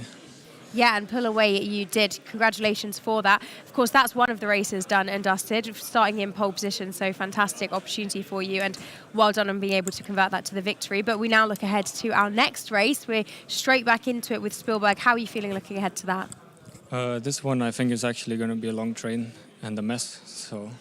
A mess? Yeah. Why a mess? Because there's so many cars within the DRS and all bunched up, so got to stay alive. Well, we're sure that you will be doing that, but of course you've got Josh, your teammate, who's also up there in the race for Spielberg. How are you and the team feeling about having one another not too far away? Yeah, it's good. We're going to try to work together in the race to get the best result.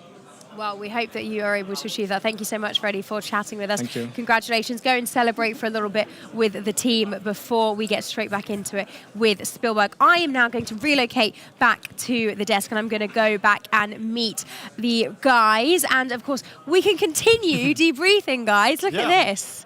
I'm back like I never left. Let's continue debriefing, shall we, on what we just witnessed. Freddie, of course, victory, which is fantastic. And we heard from our two podium sitters as well. Who was your driver of the day? I think I know the answer. Come on. Driver of the day, driver of the afternoon, seeing as we've got another race coming straight up. I know what the viewers will say. It's got to be the artist. Ismail Fassi for me. Brilliant performance. Fantastic performance. You backing that, Hayden? Do you know what? I have to say, Freddie Rasmussen, sometimes it's sort of underlooked when a driver goes from pole to race win. It's like, oh, well, they were there anyway. They've not really gained any positions, but he did everything exactly right and drove away at the perfect opportunity. You know, once he saw that the guys behind him had a little bit of damage and they were fighting with each other, cool, I'm going to burn my battery now. I'm going to get away, build that gap. and he utilised that to his advantage with that 5-second lead, and comes away with the race win. But I do agree with him. Fassi had an amazing race, and if you were to pick either of them, I wouldn't argue with it. But no, for me, I'm gonna go Rasmussen. Yeah, I mean, I think on the basis, looking at the strategy, he went against the grain of everybody else. I think, and that for me stood out. That is a sign of intelligence, I think, as a driver to make that key decision. It just goes to show that he is somewhat the complete package. Is Ismail Fassi? He's got the pace, he's got the ability to make the moves. The racecraft is down. And at the same time, he's got the ability to make those key decisions on strategy with his team. I just think that's brilliant. Yeah. And we saw some fantastic racing throughout that, 3 wide, 4 wide at points. These drivers are really going for it, aren't they?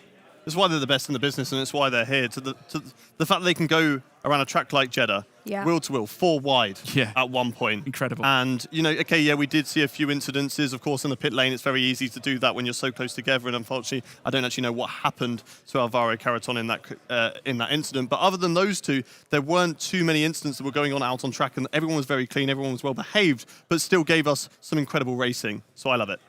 I loved it too. Can we talk a little bit about strategy? As we said in commentary, people trying different things, a mixture of all 3 compounds. What did you make of that, George? I thought it was interesting. I mean, I wasn't surprised to see the drivers in the top end go for the softs. I think, Freddie secured his victory utilising that, so you can't question his decision with regards to what they did. Mercedes, I think, were the others to watch out for. I mean, both cars starting outside the top 10, going for that long stint on the hard tyres, basically pulling off a decent overcut, the overcut that Jarno loves so much as well, and it worked for him. He got himself some big points. Benham also picking up a fastest lap and big points too. So Mercedes, I think, can take solace from that, especially considering they had a difficult qualifying. Indeed. Now, I think it is time for us to have a little look at how the standings look after race 2 of the championship.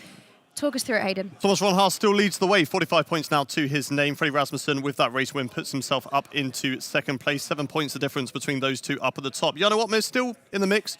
Whilst not the greatest performance from himself that we've seen, still P7, points on the board, and it keeps him 3rd with 24 there. Fassi moves himself up, though, 19 on the board for him, equal with Nicholas Longuet, who is 5th. Lucas Blakely, our reigning champion, gets his points on the board, though. He was on 0 going into this race, puts himself on 12, puts him into P6. Wilson Hughes, another McLaren driver, put himself up there. And 3 Mercedes drivers within the top 10, so they'll be happy that they have three very consistent and strong drivers in their roster. Further down the field, Brendan Lee still yet to score a point, and also Alfie Butcher, only 2 points left to his name at the moment. And looking at the talent that he has and the pace that he has, we could probably say that he should deserve more after the races, but sadly has been caught up in a few incidents that he needs to iron out over the course of the rest of the season. Then we have the drivers at the bottom with Alvaro Carreton, Joni Tomola, Presneda, and John Evans. And now the constructors, please, George. Yep, Kick F1 Sim Racing team still persevering at the front. 45 points after Thomas Ronhaar's brilliant P2 display. And further down there, Mercedes, after taking the points that they did, it just goes to show how imperative Jarno and Jake Benham's strategy truly is. Now up to 2nd in the standings, ahead of Red Bull, who off the back of Freddie's win now sit on 41 points in behind. And Ismail Fassi, look what his 3rd place has done. 19 points going to Williams, and also, to say the least, Aston Martin picking up that solitary point. Imperative that they do that with Donoso to at least lift themselves off the bottom. Absolutely. Alpine there, still at the bottom, waiting for those points, however. But we still have another race to come today, so it's fine. It's fine. There's still plenty more opportunity. At the moment, it feels quite chilled here, doesn't it? It feels like everyone's sort of having a bit of a breather, regathering themselves before we get going again for Spielberg. But they shouldn't rest for too long, should they? Because they've got to be straight back into it. No, and I'm glad so, because that race was so good. I want to do it again. So this is going to be fun for us later on when they get to Austria. But yeah, just chilling out, getting out that mindset. It's a very tense situation. Your heart rate's going to be very high. You just want to get out there, relax a little bit, and also debrief with other drivers. What were you doing here? That move was great. I love that wheel-to-wheel battles. They can sort of have that moment between themselves before getting back into that headspace later on when it's go time. How much debriefing and sharing of tips do you really think they're doing when the next race is coming right up, George? Well, I think they've got to be a little careful. I mean, just look at how close they are in proximity. Yeah. I can't imagine they want to give away too many secrets, but I just look how busy this is. This is what LAN's all about, isn't it? I mean, this is fantastic. I mean, just having everyone here in the arena. But obviously, there's going to be a lot of discussion, I think, before we even head into Jeddah, for example. I mean, now we've got Austria coming up. I'd imagine they would have already planned out what they've decided to do. The engineers are pretty astute as well, but yeah, just a fantastic atmosphere as well. It is indeed. George, Hayden, thank you so much for taking us through the commentary for that race. Claire, thank you so much for grabbing us all of those interviews. That is a wrap on race 2 of the championship. We have a break, we have a breather, we leave behind the streets of Jeddah and we head now to Spielberg for race 3. We'll be heading to the Red Bull Ring where the drivers will be going out in full force once again and trying their very best to get some points on that table. We'll be back very shortly chatting with some drivers, so don't go anywhere and we'll see you very soon.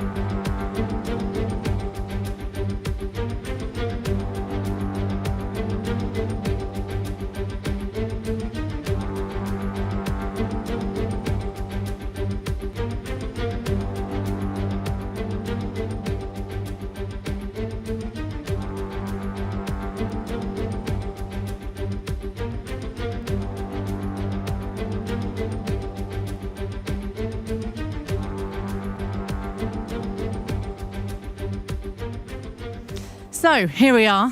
Who loves being jumped as you come out the toilet? Apologies about that. No, Barry, let's talk about your race that's just happened. Look, hey, we've had an absolutely. We're just going to walk a little bit closer to this. You've had a really, really, really impressive weekend so far. Jeddah, though, hasn't quite worked out exactly how you wanted it to. Just talk me through a bit of that damage you picked up. Yeah, I mean, I can't really say anything. I mean, I was just managing first stint, no need to pass. I was just saving tires, staying behind Freddie, just chilling, literally. And then into the pits, I even broke like really early. I even was like on 40 kph. But I don't know, Freddie, I think like fully stopped the car. It was really weird because, and then I couldn't do anything. Like I even reacted, but it was not enough. And then I got wing damage, and same I think for Alfie behind me. And then from then I kind of knew it, the race was gone. I was really angry, but yeah, I just tried to finish the race. But yeah, I'm just trying to forget it, trying to reset my brain, and then get ready for Austria. Exactly. We have another race coming up. You're starting from second place again. It's going to be a tricky start. Everyone's talked about how hard that start is in Austria. And in general, it's quite a short lap. It's quite a chaotic track in general. How are you feeling ahead of that? How have you done your reset? You haven't had long to reset. How do you kind of get into that mind frame? Yeah, well, it's not easy, I can confirm, because I'm still definitely, you're not happy when you're starting P2, especially in this game and in that scenario. I think the worst scenario, you would still finish like top 3, big points, and it's just gone, just like that. But I don't know, I'm just trying to keep positive, and yeah, looking forward to Austria. It is a long couple of days as well, so we've got plenty of time to get points back at the end of this whole 3 days. We're going to be halfway through the championship, which is crazy to think. So there's plenty of time to bring it back. You, for yourself, Austria, is it a track that you enjoy? Yeah, I mean, any track that I'm fast at, I'm enjoying it in general. So yeah, let's say. And when I'm P2 in quali, probably I'm gonna say I'm gonna enjoy it, because it's a really good position for even winning the race for Austria. So yeah, just trying to reset myself, and hopefully just gonna do my best. Hopefully no wing damage, no chaos, and we will see what happens. We will see, indeed. Your teammate, Nicolas Longuet, we've not spoken to him. I felt a bit bad earlier. I said to him, oh, he's behind it. Nicolas, come in. Come in, Nicolas. Look, see, I told you I would speak to you. How are you doing? Are you having a good weekend so far? Good. I don't know. I think we should wait and see the next few days how they go, and then I'll be able to decide. I think Jeddah was a bit meh, to be honest. I think, well, Barry had the incident, of course, so he got unfortunate with that. But on my side in the race, there's not much I could have done. I mean, there was such a big wall of cars, and it was so hard to overtake in that scenario, and it's very risky to just go for a dive bomb and a move, and it's very easy to get damaged. So maybe I could have gotten maybe 1 or 2 positions more, but I don't think I could have managed a lot more than that. Okay, talk to me about Austria then. How are you feeling about that? Well, first of all, I'm going to start a lot higher up than before, so that's good news. I think Austria is going to be even more chaotic than Jeddah, so I think from a spectator point of view, it's going to be even more fun for you to watch. But for us, it's going to be even more pain in the bum, because it's going to be total chaos. I think there's going to be a lot of dive bombs, and I think the main strategy is to try to stay away from that as much as you can. But obviously, you're going to get it at some point, so hopefully me and Barry can now work together, being closer together as well, and maybe fend them off. Good teamwork going to happen here at Ferrari. I like that. Well, good luck, guys. Arianna, over to you.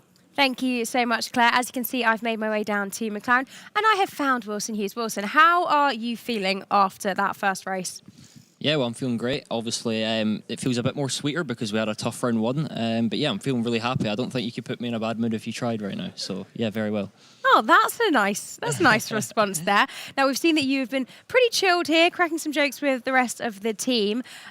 You feel like you're ready for the next one, Austria? Yeah, I'm ready. It's a bit difficult, obviously, to go between tracks very quickly, but I think I'm as ready as I can be. The race is going to be interesting, to say the least, so hopefully whatever they throw at us, we can take.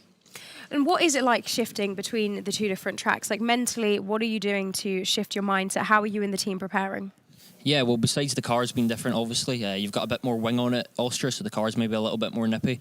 But apart from that, we're just trying to keep our heads straight. Obviously, we just came off of a very good result, but we need to start on a clean slate now and just focus on Austria like Jeddah didn't happen. Oh God, that's tricky. But of course, you guys are all professionals, so I'm expecting you to do absolutely fine. But what are you feeling going into Austria? This is a track that, of course, very different from Jeddah. Super short lap. Lots of the drivers mentioning chaos, that they're expecting it to be quite chaotic. How are you feeling in that sense? Yeah, well, I've always struggled at Austria a little bit inherently, but yeah, we'll see what we can do. We're starting in an okay position. We missed out in Q3 by 1,000th, which was quite tough. But P11 isn't the worst place. I've got my teammate in front of me, so that helps. And yeah, hopefully we can just keep our nose clean. We've seen you don't necessarily need to make moves in this championship. As long as you keep your nose clean, you can gain positions. So yeah, we'll try and do that. We saw in Jeddah that things were getting quite tight. We saw 3 wide, 4 wide. This next one, it's going to be even tighter because of the nature of the circuit. How are you and your teammate going to work to ensure that you as a team keep it clean? Yeah, well, we saw in Jeddah, I had Lucas behind me and, I let him by because that's what was meant to happen and that's how we're doing it. So we're not going to fight each other. We're going to keep it clean. Obviously, we're really close to each other in track, and even when you don't want to fight each other, sometimes it can be pretty tricky. But I think, as saw in Jeddah, we've done that pretty well in keeping each other in a good position. So, yeah, I think we've got no problem with doing that Austria. And more widely, what about being in this LAN environment? How are you finding it? It's really weird. It's really weird. It's a bit different to home. Yeah. I've never raced at a LAN environment apart from last time in Bahrain. But yeah, I feel like the pressure's a little bit less. Some people say the pressure's more, but I think I'm a little bit more relaxed. Yeah, just more people, I think. You're seeming very relaxed and ready to go. Thank you so much for joining us, Wilson. Good luck for the race. Claire, who have you found next? I'm down at Red Bull Racing. Alongside me is Josh Edo. Josh, you've been out racing, obviously, in Jeddah, finishing P9. We'll get into Austria in a moment, but let's just have a little talk about how Jeddah went. A fast track, a tricky track, a lot of bumping and all sorts out there. How did it go for you? Yeah, it was quite disappointing on my end. Unfortunately, when you have 2 cars up the front, you kind of have to split the strategies.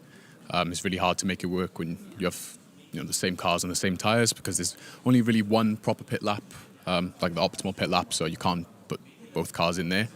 So I went onto the hard tyres and I went long, and unfortunately just couldn't make my way back through. It was really difficult with all the incidents and carnage that was going on. So yeah, a bit of a mess, but hopefully Austria's a lot better. I suppose ahead of it, you can never quite tell if there's going to be all that chaos, and you kind of have to stick to your strategy at that point. Yeah, we have a strategy in mind that we start out with, but with these races in F1 esports, you literally have no idea what can happen, and what can seem like a really good strategy can all just unfold in a matter of seconds because of some collision or something that's happened ahead of you. Well, let's talk about Austria then. It's coming up very, very soon. It's a shorter lap, we know that. It's not quite as fast and furious as Jeddah is. It's a bit more chilled. There's a bit of a drive around the hills of Austria, sort of, something like that. How are you feeling? P5, which is a great qualifying position, especially in a track like Spielberg. Yeah, I'm optimistic. We might have the same issue with strategy again, because Freddie's always up there ahead of me. So, yeah, it might be an alternate strategy for me again. But this time I'm going to try and do things a little bit differently, so I can get through and get back. Hopefully at the end of the race I can get back up to the podium positions, hopefully.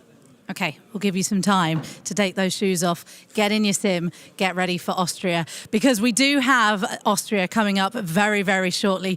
Do make sure you stay with us just after this break.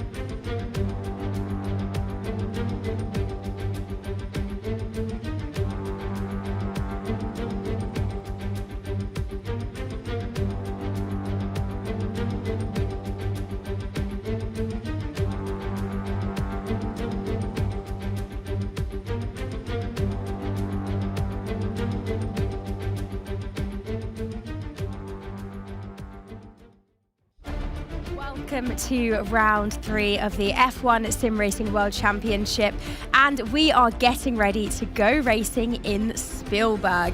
It has been a busy day so far. 2 qualifying sessions done, and of course our race in Jeddah is done and dusted as well, with Freddie Rasmussen taking victory, converting that pole position to victory. But now our eyes and attention turn to Spielberg. All of our drivers practicing at the moment, very quiet, very calm in here at the moment. But when we've spoken to all of the drivers, they have said they are expecting chaos. And we cannot wait. I'm Mariana Bravo. I'll be hosting you along through this. And I'm joined by a fantastic team who you will meet very shortly. But for now, let's have a little look at how the standings are after round 2 in Jeddah. So, we have Thomas Ronhaar leading the driver standings with 45 points. He will be lining up, of course, on pole position for this race. Freddie Rasmussen behind him in second, Jarno Opmeer in third, Ismail Farsi, who put on a fantastic performance in Jeddah, in fourth, Nicholas Longe fifth, Lucas Blakely sixth, Barry Burrament, who will be on the front row today as well, in seventh, Jake Benham, Wilson Hughes and Daniel Beresnay rounding up the top 10. As we continue looking down, Jed Norgrove in P11 in the standings, Josh Alfie, Fabrizio, Tom and Patrick takes us up to 16, and then we have Ruben, Brendan Lee in 18th, Simon Weigand in 19th, 20th. We have Ulas, and we continue down to our final 4, who are of course desperate to get some points on the board. And if we turn our attention to the constructors' standings, Kick F1 leading the way with 45 points. They'll be hoping to extend that lead, as just behind them, only 2 points behind, is Mercedes, and only 2 points behind them are Oracle Red Bull Sim Racing. Very, very close at the top of the field there. Then Scuderia Ferrari, McLaren, Williams, AlphaTauri, Haas, Aston Martin, and then in 10th place with no points on the board, we have Alpine. But now I have relocated to find a special guest to talk to. I have Brett Koch with us from Williams. Brett, how are you doing? Hey, I'm doing great. Really happy with that recent performance from Ismail. But I will say, unlucky for Alvaro. A lot of chaos going in that midfield pack, so we got unlucky. I keep hearing the word chaos. That is the word that I think has been most used by drivers today. Just talk us through Jeddah a little bit. As you said, fantastic performance from Ismail. How encouraging is it to see a performance like that from him? I mean, I said it to George Morgan previously. Like, he is a talent that is 100% very exciting. I think, you know, it's about harnessing that talent, sustaining it, and taking the performances like that as kind of a stepping stone. You know, that's not just the finishing article, you know, it's just the start of Ismail's story. And tell us a little bit more about Alvaro and what happened in his race. Going into the race, obviously starting from the midfield pack, we were trying to make positions, and when we got to the later stage of the second stint, the chaos ensued, and simply it was a contact between us and one of the other teams that led to us going straight into the wall, full wing damage, so wasn't ideal, but looking forward, we're not going to let it stop us. Absolutely, and all eyes forward now, because we're moving on to Spielberg and it's all to play for. Points up for grabs once again. How are you feeling for both your drivers and your starting positions for this one? I'm feeling really good. I think for us, you know, we're not starting in the ideal position. I mean, I think that's obvious, but you know, we're very determined. We've got a lot of resilience in this team, and we're happy to take on the challenge to move up the grid. And how optimistic are you feeling? Where are you sort of targeting? Oh, well, I won't sit on the fence. What I say is maybe getting both drivers in the top 10 is always ideal. If we can get further than that, then we'll take it. All to play for, and we've seen some mighty drives from Ismail in Jeddah there. Thank you so much for talking to us. Thank you. Good luck for the race. Good luck to both the drivers. Claire, who have you managed to find? Come down to Mercedes. John Watts alongside me. Engineer, obviously, here. Oh, it's been a bit of an up and down weekend for you guys. Let's go for the crunch point first, shall we? Qualifying, especially Jarno Opmeer, really struggling out there when we're so used to seeing him higher up in the standings. Yeah, I mean, it's a tricky one, you know. Both Jeddah, Austria, they're really difficult circuits to try to hook up sometimes. The margins for error are so tiny. Obviously, Jeddah, Barry's very close. Austria is all about trying to stay within track limits. So pace is definitely still very strong, but getting it nailed actually on the lap when it counts is a very precise art, and just, yeah, unfortunately just not quite being there. But overall, we're still confident at pace. Yeah, as an engineer though, how do you kind of navigate that, especially with such a big character like Jarno? It's very much a case of practice makes perfect. You try to really kind of pick apart every small detail that you can and see how you can refine that process in future. So it's always an iterative thing of trying to see where you can go in future, optimize and take what you learn from one circuit and then carry that on to the next. So Jarno is a bold character, but he's class act professional, and he was frustrated with his mistakes in those sessions, but ready as ever to then kick things off in the race and try to move forward, just like we did in the first one today. So you say take things from Jeddah into Austria, two incredibly different circuits. What are you taking in there? I think, the positives from the first race, we still were able to move forward. Both cars gained 5 positions. And even though they are different races by nature, the way you actually look to approach them can be quite inherently similar in terms of it relies a lot on your racecraft management of the RS and things like that. And we've shown that we're able to do that. We're able to react and adapt to a strategy and then maximise performance we can from both cars as a result. So different circuits, but similar mindsets, and yes, trying to aim to get the cars as hard as we can. I was going to say, you're a little bit worried about potentially some damage out there as well, with everyone trying to hustle and bustle? It's probably less nervous about it, Austria. It's a more open circuit. Jeddah, with the combination of the walls being very close, and it's just quite a narrow track, but then invites opportunities for quite big side-by-side moments. There's a little bit more wiggle room at Austria. Maybe turn 3 is a bit of a concern, especially on the opening laps, but yeah, it's something you want to always try to avoid, and these guys are very good at being able to manage their races, so we tend to be able to keep ourselves clean. Well, let's see what happens. I'm excited. Austria's going to be a good one. Right, let's go across and hear from Thomas Ronhaar and, of course, our winner in Jeddah, Freddie Rasmussen.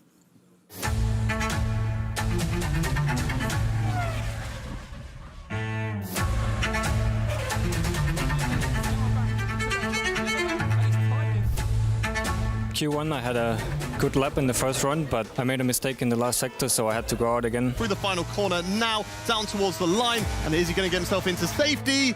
No, he doesn't. Out in Q2. Yeah, it felt very good to take pole around Austria. It's an extra point, so it's always good to have. Many things can happen in the race. Gonna have to be very careful of what we're gonna do on track. Thomas Ronhaar, let's see where he finishes here. Will it be above ULAS? It certainly will be. A 102.8, leaving nothing to chance.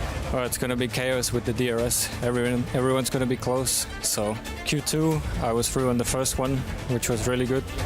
And then Q3 was a bit messy, made a mistake in turn 1, and that cost me pole position. Time world champion Brendan Lee. Can he topple his own teammate up at the front? We'll wait and see. He goes third fastest. Here comes Rasmussen. Can Red Bull go to the front? Oh, it's a blistering 102.761. It was a strategy, and we're going to make the right moves, make the right calls. Yeah, hopefully it's going to be a enjoyable one. For him, he'll be happy with that. Thomas Ronhaar, though, puts it on provisional pole position. Only one driver can topple him, ULAS. Just stay alive.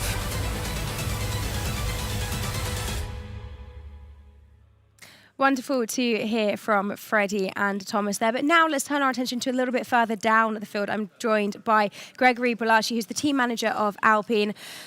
How are you feeling? How are you reflecting on the day so far? Today has been kind of difficult with the qualifying, but the race in Jeddah has been really wonderful for Ruben, who was P19 and got back into P9. There is a good chance he keeps his position after the penalty removal. He displayed a really great racecraft, and I'm really proud of the guys in the race for the moment. We need to improve the quali over the week, but I think we start on a really good spot. Let's just talk about the quali a little bit more. What is it that they're struggling with? It's the pressure, I think. Like, you need to validate the lap, but also in F1 esports, you need to send it. You need to not be scared. You need to, nail everything. And that's the challenge. Like, you can't really back off and say, oh, I can be 1/10 slower and just save this lap. No, you need to send it and be present on track.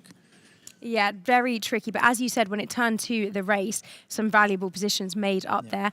How do you reflect on that Jeddah race? What was it like for you watching it all unfold? For me, it was really great to see Ruben going for the moves, also Philippe coming back a tiny bit more, getting a bit more experience in LAN. It's good to be back in LAN, and it's a fresh experience for most of us. And we have been able to build the confidence during the race, seeing that we can fight, we can do the moves, and we are not lacking pace in this area. So we are really there for the fight, whatever the position we start in, and that's what matters the most. That is very promising. Of course, for Spielberg, now you're starting in less than ideal positions at the back of the grid. So what is it that you guys are really focusing on looking ahead to this one? We are really going to focus on the traffic, obviously, because there's going to be different strategies. People are going to play together, especially like the 2 Red Bulls or the 2 Alfa Romeos. And there's going to be a strategy that will be based around that. We'll have to play around what the other teams are going to do and being able to react in the correct way to their strategy so we can fight back into the points. Okay, very reactive, very responsive. So what have you guys been talking about in this little gap between Jeddah and Spielberg? What sort of conversations have been happening to get everyone in the right headspace and shift from the Jeddah mindset? So in general, like you just switch back to like the setup, the actual strategy you are going to deliver in the race. You make sure that the drivers can maybe play together, or that they have like a clear plan in their head of like, okay, first lap I need to be aggressive, or I need to be more conservative because my plan is going to go long or earlier. They need to be able to have in their head like a clear schedule, so their driving is like fully focused, and they can just drive and deliver as the best as they can. Oh, well, I can't wait to see how it unfolds. For you, fingers crossed. Good luck to the team. Well, I think that's enough talking from me, because it is time for us to get racing back underway and to get ready for our final race of the day in Spielberg. I'm going to hand it over to the guys who know way better than me what they're doing. George and Hayden, get ready. Take it away.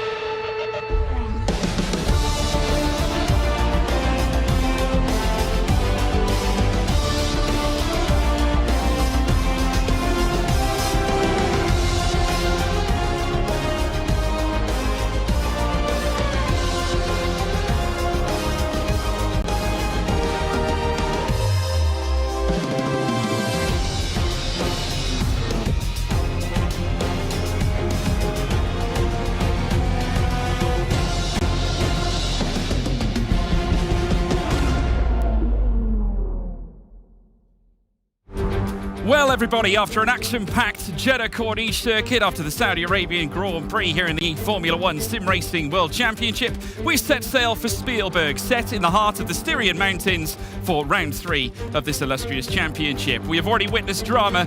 We're about to witness some more. Thomas Ronhaar winning it last season. Can he take it back? We'll soon find out. 4.318 kilometres is the distance. That's 2.683 miles. A capacity of 105,000 you can fit around this circuit, with 26th of July 1969 being the opening date for this track. 15th of May, it was reopened in 2011. 10 turns set to electrify here in the world of Formula One sim racing. Your commentary team as well are going to electrify you further. Me, of course, being George Morgan. Joining me in the commentary box, the one, the only, big guns, Hayden Gullis. Thank you very much, George. It's always a pleasure to be alongside you. The hills are about to become alive with the sound of our virtual Formula One cars. Here's our starting grid. Yeah, from the back, it's Philip Prejnader and Alpine starting alongside his teammate, Ruben Pedreño, 20th and 19th respectively. It is John Evans starting 18th for Aston Martin, with teammate Simon Weigand joining him from 17th place on the grid. Ismail Fassi after the heroics they managed to pull off at Saudi Arabia. Couldn't quite strike lightning again here this time. Yoni Tormler starting 15th as well alongside him too.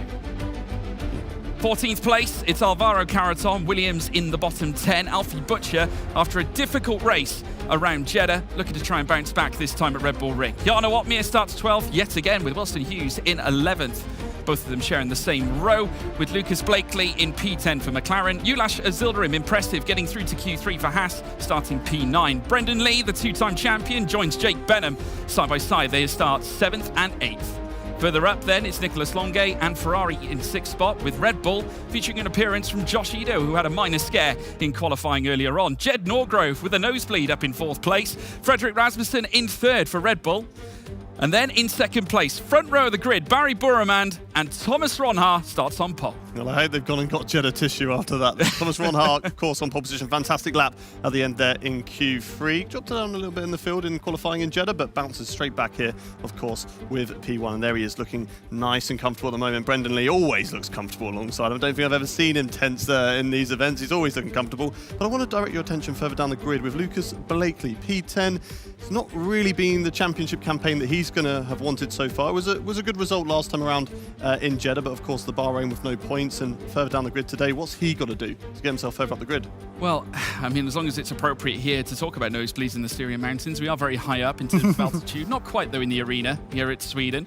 But we've got to talk about Jed Norgrove's stellar performance. I mean, coming into this one, it was very unlikely to see him in the top end. He was impressive back at Bahrain, but now looking to continue his truly astounding feat so far. In terms of the weather, folks, clear, 24 degrees. That's 75 degrees Fahrenheit. We've got track temperature of 30 degrees, moderate as well, once again. Only 2 degrees hotter than where we were at Saudi Arabia. Humidity stands at 1%, so relatively low, in fact, very low, in fact, so that will not be a concern for the drivers, though this is a track that does tend to spur tricky weather conditions, Hayden.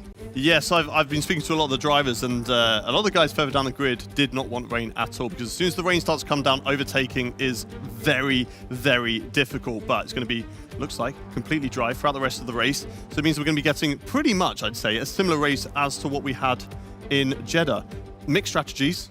The guys from the back trying to, outsmart the guys at the front trying to drive away from the guys at the back, and one all sets up for a very fantastic and interesting race. It does. John Evans alongside Simon Weigang. Aston Martin coming off the back of scoring their first point at Jeddah with Fabrizio Donoso Delgado last time out. There's Freddie Rasmussen and Josh Ido side by side too. Freddie, of course, taking victory and his 16th victory as well to date after managing to clamber to the top at Jeddah, and now catching close to Thomas Ronhaar as they look to contest for the lead of the championship. Ismail Fassi, what a celebration there was at the Williams team.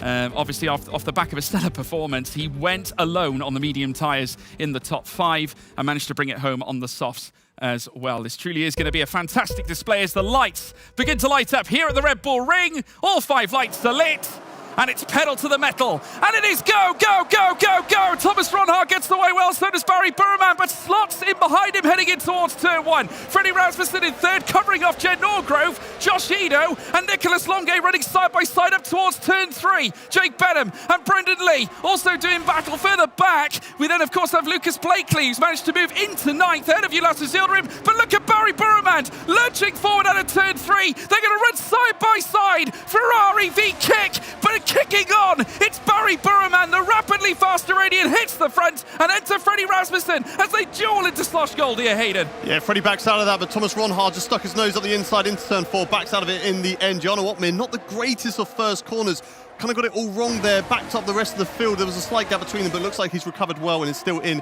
P12 for the time being. But up at the front, yeah, Barry Burremand, a great start from him, and Thomas Ronhaar losing that whole position. But slotting in now, they're going to get into this sort of train. They're going to have to be patient, try and figure out how to work together. Looking at the tyre strategy, we've got Barry Burremand, he's on the mediums. Thomas Ronhaar in second is on hard tyres. He's going to be going long into this race. Fredrik Rasmussen in third place on the mediums. One driver on soft tyres, Jarno Opmeer. Yeah, interesting strat there from the Flying Dutchman, going solo on the softs. Needs to make some places in the initial. It's imperative. But we'll have to wait and see whether it is a genius move. Now Thomas Ronhaar on the tail. He's going to open the door, heading up through towards turn 3. A little look, but not enough to make the move. I think content with staying in P2 at least for now. Just maintaining the order, maintaining their levels of performance. Obviously, it's a long race. They need to try and just pick their spots. Jarno Opmeer, though, he's picking his spot. Goes up to 11th place ahead of Alfie Butcher, and now is on the cusp of the top 10. Yeah, he's going to be trying to hunt down those guys, utilise these soft tyres as early as he possibly can. It does mean he's going to be boxing slightly earlier than the other drivers, as Lucas Blakely is going wheel to wheel there with Brendan Lee. Of course, Lucas starting in P10 in this race, goes around the outside there of Brendan Lee and is ahead of the Kick driver going into sector 3 at the moment. Looking so calm as we can see the face cam in the bottom right-hand corner of our screens. Tucked up behind Jake Benham in the Mercedes, and it's all about being patient when you can. No need to go for any silly lunges, because you're just going to end up with a broken front wing, especially into that chaotic, as it's been described, turn 3. Yeah, very chaotic indeed when you reach the top of the hill, the precipice of the mountain, should we say, in terms of this circuit. But it's very easy to send it up the inside. If you get the tiger line, it's very likely you're going to get the move done and dusted. Thomas Ronhaar now on the tail. We've got pit stops already further back. Ruben Pedreño coming in, Simon Weigang, John Evans, as well as Joni Tormler decided to make stops. Jarno Opmeer not stopping, though. He is going straight on the hunt of one. Brendan Lee, two-time champions dueling it here around the Styrian Mountains, and Jarno fancies his chances into Slosh Gold. Will it be a golden move, though, here for Jarno Opmeer, who looks to go to the ultimate send down the inside. He's going to try and utilise the throttle, feather it slightly, straight through towards turn 5. He burst ahead of Lee. Brilliant stuff there from Jarno Opmeer, utilising these soft tyres, trying to get through the field as quickly as possible, put himself as close to the front as he can before he switches off these onto a harder compound of tyre. Looking at the back of the field, I did hear some moaning and groaning from around the studio where it sounded like there was some sort of issue between a lot of drivers out on track. And it looks like with those four of John Evans, Ruben Pedreño, I'm really tripping over that name today, Joni Tormler and Simon Weigang all coming in for a pit stop. And it's really going to hurt that Aston Martin team because they've had to double stack as well. Yeah, no surprises to see Jarno Opmeer now ushering in the fastest lap of the race now. Currently sat in P9 and in the top 10. Let's see how that strategy unfolds for him. It's a very aggressive one, certainly in the first stint, as now we see more side-by-sides coming up through towards Remus. Josh Ido now battling up against Jed Norgrove and the AlphaTauri, of course the sister team to the Red Bull franchise, as now they make their way down through towards Slosh Gold. Now this time, Barry Burremand still out in front, comfortable. We've still got wheel-to-wheel action here with Jed Norgrove, and he's trying to fight back this time against Nicolas Longuet. Already losing out to Ido in the initial. Longuet will have the inside line, though, heading through towards turn 5. Great chance for the Ferrari, but it is the eye of a needle that Longuet needs to find. Can't find it whatsoever. Norgrove, a sterling defensive effort, and that's the sort of thing he's capable of. No margins left between those two drivers there going into the double left-hander, and Jed Norgrove ahead in P4. Still a solid result at the moment for the three Red Bull family cars, with Frederick Rasmussen third, Josh Ido in fourth, and Jed Norgrove. And they can try and work together. They know they're not going to really aggressively fight each other and lose each other time. So it's always good to have those three drivers working, maybe not together at the moment because you're not slipstreaming and chopping and changing positions to try and move further up the field because you're in this train anyway. There's nobody to catch up to at the moment. And Thomas Ronhaar, and we can see it again, just like we saw in Jeddah, drivers moving out of the slipstream. And that's not necessarily just to go for a massive lunge down into turn 3 or into the other hairpins around this circuit, but it's to cool down the engine because look how close they are. You're not really getting any air intake into these cars, and those engines are going to be getting really, really hot at the moment. Yeah, they certainly are. The Red Bull family, switch there from Williams. Interesting. So Ishmael Fasti being allowed through by Alvaro Carreton. Team orders already on display here in lap 5 of 36. So whether that is a conceited plan that we'll see later on. John Evans has managed to lurch ahead of Ruben Pedreño further back. Of course, those drivers are 22 seconds disjointed off the back of the field. We look ahead, though, to the front. Thomas Ronhaar still just watching every move that Barry makes. Doesn't want to jump too early. Of course, that's where mistakes are made. Ishmael Fasti now making places now once again, just like he did back at Jeddah. This time jumping through past Wilson Hughes as now they begin lap 6 of 36. Still a long way to go. Thomas Ronhaar, the Dutch sensation, debuting last season, now looking to try and bring home yet another stellar result in order to just try and solidify his grasp on the championship so far. And he's going to further his cause here this time, overtaking Barry Burremand here on lap 6 through turn 3.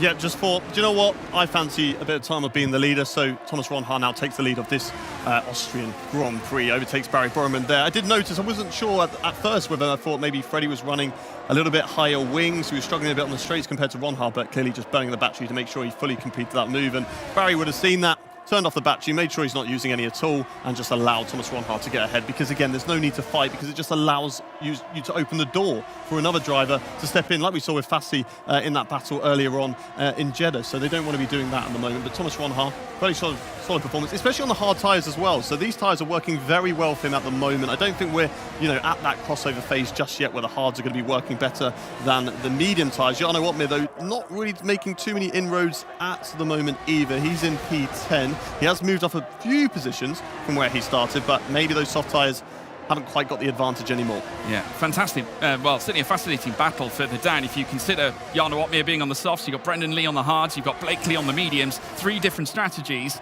3 different world champions all together here on track. Not anymore, though. Battling over. No, Ulas Yildirim breaking the trend, moving up into 10th place on the hards as well. You do have to wonder whether Opmeer has used the best of those tyres as Butcher now goes past 2. So some very interesting scenes down in that battle in the top of the bottom 10 as we now take a look at a replay from the race start.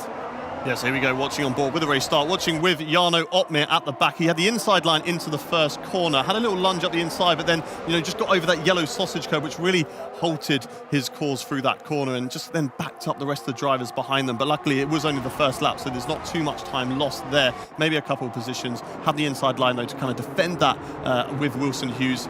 Nice move, though, around the outside there from the Haas driver. Just really swooped through there. No contact between any drivers. Everyone really well behaved. And I'd really love to know what did happen when they weren't well behaved at the back of the grid, because, of course, a lot of them quite a bit off the pace. We've also got, who's that at the back as well? Prejneda, who is 4 seconds off the back, sadly. Not the day Alpine would have wanted. But the best thing about having 6 races amongst these 3 days is they can go again tomorrow and try to put themselves back up at the front of the field. Yeah, and a very well represented Red Bull sim racing outfit. They've got 3 drivers up there that are part of that family. If you factor in AlphaTauri as well, with Fredrik Rasmussen, Ido and Norgrove all in contention. Only Joni Tormela currently stands in 19th place right now. So representing at their own home circuit very well indeed. But still at this stage, now as we have more battling further back, Wilson Hughes currently under pressure as Jarno Opmeer sweeps on through. So he's still managing to maintain some kind of pace, though I would say it's probably more Wilson Hughes, the aggressor, over Jarno Opmeer. Yeah, it's an interesting strategy that I'm seeing currently with Jarno Opmeer, because it's not worked to his favour. He's now falling down the field, and it'd be interesting to know when he decides to, bite the bullet and go into the pit lane. It's not going to be this lap. He continues on, and he's going to be probably slipping behind Wilson Hughes and then Alvaro Caraton to the back of this train. But yeah, Jarno Opmeer is going to be interesting to see what happens over the rest, and maybe, who knows, I'm looking at the strategy and thinking, yeah, he's maybe not made the right call here, but we will see later on. Yeah, certainly will. Replay as well. Once again, this is the battle that Wilson Hughes was involved in. Tried to challenge Jarno Opmeer heading through Slosh Gold. Jarno was resilient, however. Held it around the outside, kept it pinned very close to contact as well. I think they might have made minor contact heading out of turn 4 and towards turn 5, but Jarno doing enough to maintain the pace, maintain the levels, but I can't help but feel the strategy's going against him here, Hayden. Yeah, certainly. So dropping through the field at the moment, P13, Wilson Hughes, though, is stuck behind him. He's going to want to get past as soon as possible to make sure that he doesn't run that risk of losing the train. But Jarno is keeping up with the pack okay. I think it's just, those tyres are kind of starting to drop off, which, maybe we're looking at potentially sneaking into a 2-stopper, or is it just going to be a case of running those hards and mediums up until that 75% tyre wear? Obviously, any further than that, and you're running the risk of the puncture. So you don't want to be going that far, but potentially just going as far as you possibly can. And maybe, who knows, Jarno Opmeer, he loves to do something different, doesn't he? And maybe he will go for a 2-stopper. And maybe somehow he'll end up in that top 10. But we'll just have to wait and see what he pulls out of the bag. Yeah, certainly is a mystery right now. We've just proceeded beyond a quarter of this race so far. Lap 10 now of 36 as we ride on board here with Freddie Rasmussen. We're just seeing Josh Ido just waiting in behind. Obviously not content or not necessarily chasing for an overtake on his teammate Freddie. Further back, Jed Norgrove as well, just settling in behind Ido. As we see Barry Burman breaking out of the aero, coming down in towards Slosh Gold at turn 4. Still Ronhaar nursing along that lead. Now, these hard tyres are decent race tyres, Hayden, and certainly providing Ronhaar with a decent foundation here. The longer this carries on, the better it is for him. Well, he's bettering himself at the front of the field because, we saw it with Fassi in Jeddah. He had those harder tyres, he had the mediums when everyone was on the soft, so he had the harder compound compared to those soft tyres. And he just fell through a couple of places. But Ronhaar is leading from the front. He was on pole position, he's leading from the front, he's on those hard tyres, and he's doing exactly what he needs to do. And then he needs to try to work with Jed Norgrove later on in this race when those medium tyres decide to come into the box. The one thing that I would say that would go against that is Jed is part of the Red Bull family, and there's 2 Red Bulls hunting him down on medium. So it'll be very interesting to see how that plays out later on in this race as they wind their way up in towards turn 3, and everybody just doing what we've been seeing, going in kind of formation, just getting out that slipstream. We have a little look there with that McLaren on the inside, or was that the kick on the outside? There was a car on the outside that dived quite a lot around the outside, but it doesn't look like anybody got caught up with any issues, fortunately for them there. Yeah, it looked like Brendan Lee was trying to challenge Jake Benham, I think around the outside, heading through Remus Curve as we take a look at Nicolas Longuet coming out of turn 4 at Slosh Gold. Ferrari currently sitting pretty, 2nd and 6th, big points still on the table for the Scuderia. They had a tough time at Jeddah, didn't quite work out. Obviously, Barry scooping up some reasonable, well, he pulled together a reasonable effort, just did not quite pan out. Damage, unfortunately, to the front wing ailed him, but they'll be looking to try and bounce back here, this time at Austria, as we now see them deep dive through Rink Corner, and now through the final bend at turn 10, the Red Bull Mobile curve. Down the inside, Ismail Fassi, yet another attractive overtake from the artist here. Jumps ahead of Ulash Azildarim, who now sits in 12th. Alvaro Caraton making it a double Williams overtake as he burst past Wilson Hughes for 14th.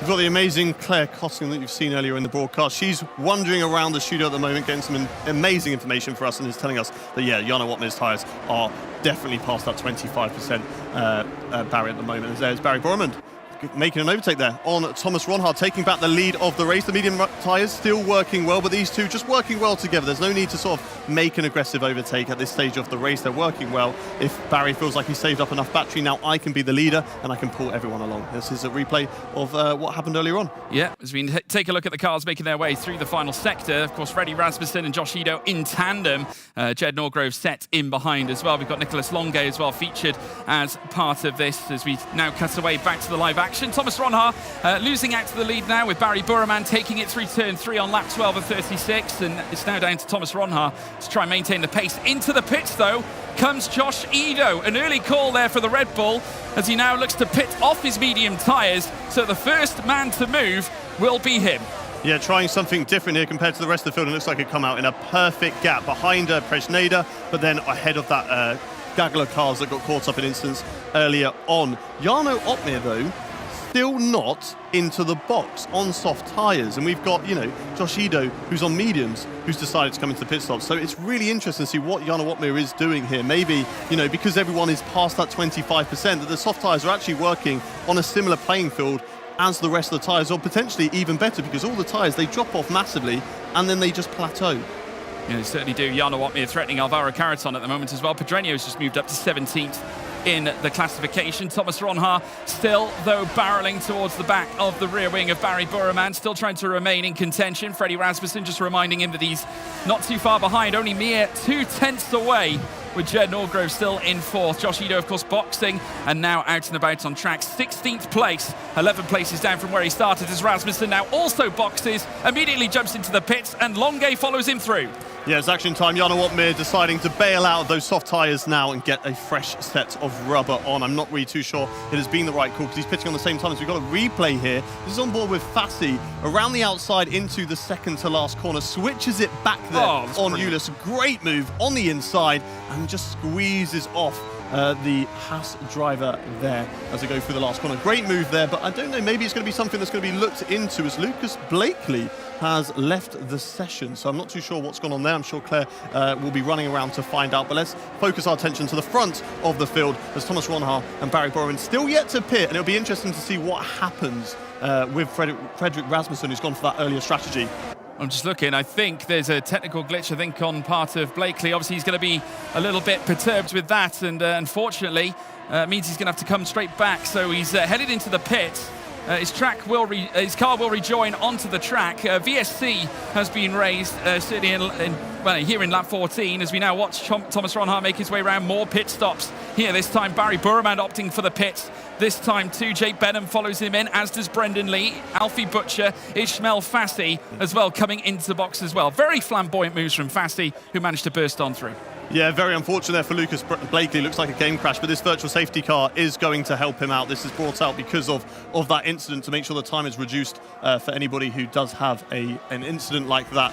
He's back in the session now, but this is really going to benefit those guys who stayed out a little bit extra. Look at Barry Borman, look at Jake Benham into the pit, Brendan Lee, Alfie Butcher. You lose less time under the virtual safety car. And yes, they are brought out because of the technical issue that we did have for Lucas Blakely to make sure he doesn't lose as much time, because unfortunately when the AI takes over, the AI is not as good as the pros that we have here in the studio today. So they're not going to be going as fast as that. Means that everybody slows down, comes to a neutral pace, waits till Lucas gets back into the session, and the race will resume when he's ready to go. Yeah, a couple of cars also boxing under the VSC as well. We've got Ruben Pedreño, John Evans coming in for stops. Simon Weigang now 4.9 off the tail. Aston Martin now cemented to the rear, just in behind Alpine. Lucas Blakely now looking to try and come back in. He has rejoined the session now, and race control have also given a 10-second time penalty to Jarno Opmeer for speeding under the VSC.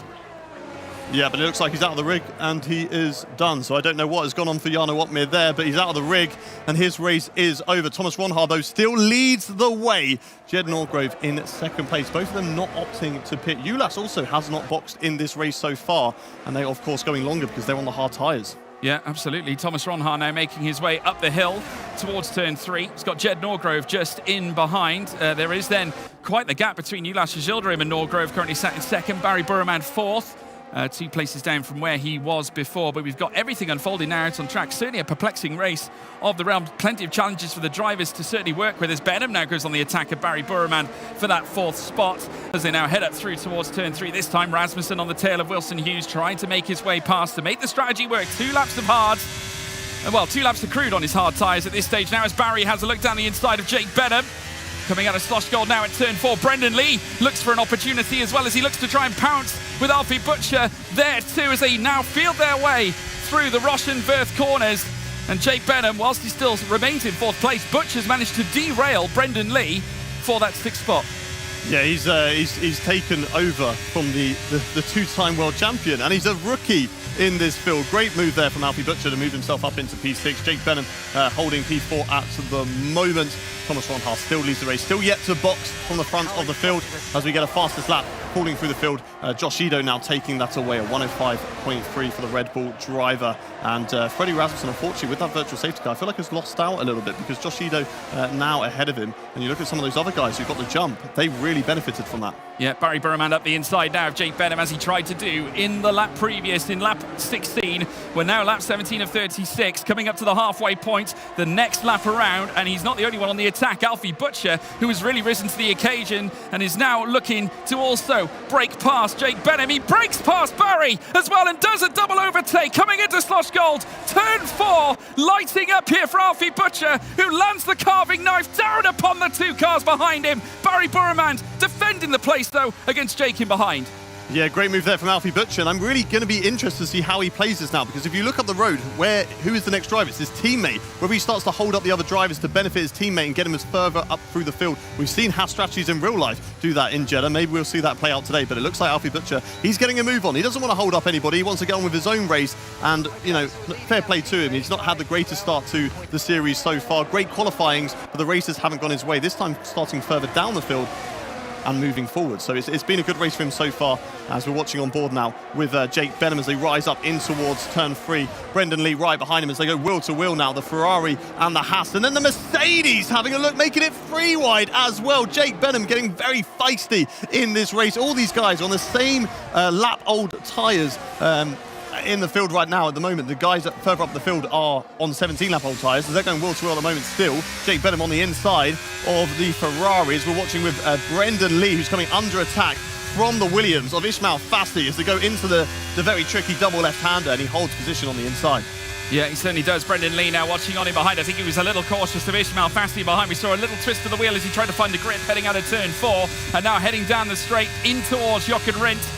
Very soon then in towards turn 10 up ahead of him. You can then see the Mercedes of Jake Benham, who is watching all over the back of Barry Burman. This is a fascinating fight now between this gaggle of cars now making their way up towards turn 1 this time. Jake Benham just breaking out of the aero once again, as we saw back at Jeddah, this time through turn 1 on the tail of Burman for that 5th place. They've got to climb the hill though, and Brendan Lee looks like the aggressor. Rear wings open across the board. Alfie Butcher as well, part of this train. Is he under pressure? Coming up towards turn 3, someone who might be is the Mercedes of Jake Benham as Lee goes on the attack. Ido and Longue also going side by side, heading out of turn 3. The Red Bull with the upper hand and nose in front here against the Ferrari, but back comes Longue heading in towards turn 4 and steals that P11 away from Josh Ido, who looked to have it against his Ferrari rival. Great moves there from Nicolas Longue, looking further up to the field. Alfie Butcher, you would say, actually, is potentially the net race leader right now, because, of course, they all boxed under the virtual safety car. The advantage from that free pit stop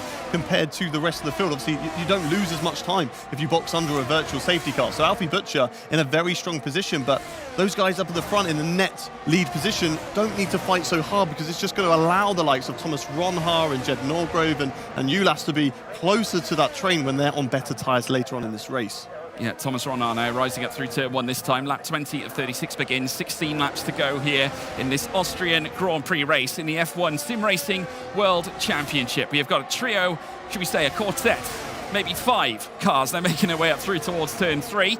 All of them just as aggressive as each other, all looking for promotions through this timing tower, through this leaderboard, with big points in the offing. We've seen Red Bull and certainly Mercedes at their brilliant best historically. Jake Benham rising to the occasion here in Event 2 with a great chance of bringing home more points to their outfits. Haas as well, with Alfie Butcher and Ulas Yildirim strategizing their way further forward. Of course, don't forget, they have got 19 laps amassed on their tyres in the front 3. One thing I said earlier was Alfie Butcher holding up the rest of the field to benefit his teammates' race. Now, if Ulas comes into the box here, it ruins this theory completely, but they are catching up to the second Haas driver of Ulas, and he's staying out. He has not boxed like the rest of the other drivers ahead of him. He's still carrying on. So what if he is potentially waiting for Alfie Butcher to overtake him? Once he's got past, then he holds up the rest of the field to break that 1 second gap. Alfie Butcher runs away, takes the race win. Yeah, absolutely. Seems like a very well thought out plan there, Hayden. It's almost like you thought of it and told them to do it. Well, you know, they've done it. They're doing it. They've switched positions.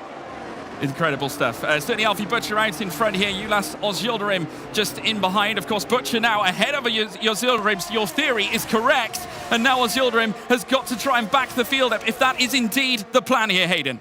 Yeah, but it's going to be very difficult. He's on very old, hard tyres compared to the rest of the field. But even if it's just for a couple of corners, use all of the battery, burn it all. And he is there. He's got 60% just to stay ahead and then slow them down through the corners. Just delay getting on the throttle ever so slightly, frustrate the driver behind, back them up. They're all going to trip over each other. And that's allowing, look, Alfie Butcher flying. 1.7, 1.8 is the gap. Now we've got Barry Burman around the outside into the penultimate corner. Ulas is on the inside and he's still defending position. He's holding them up absolutely fantastically. And this is phenomenal because remember, Butcher had the heartache back at Jeddah. Ulas Yildirim doing the team favours here.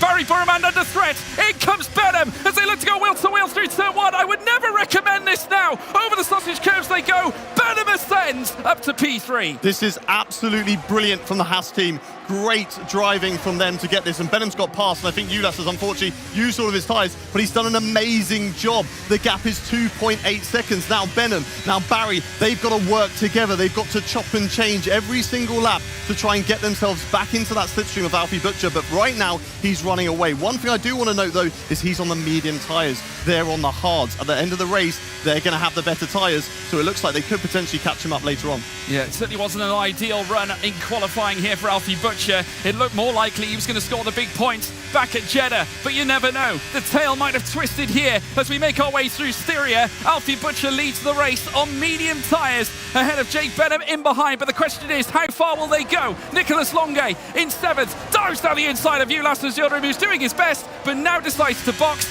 As you would expect, those hard tyres probably feel a little worse for wear.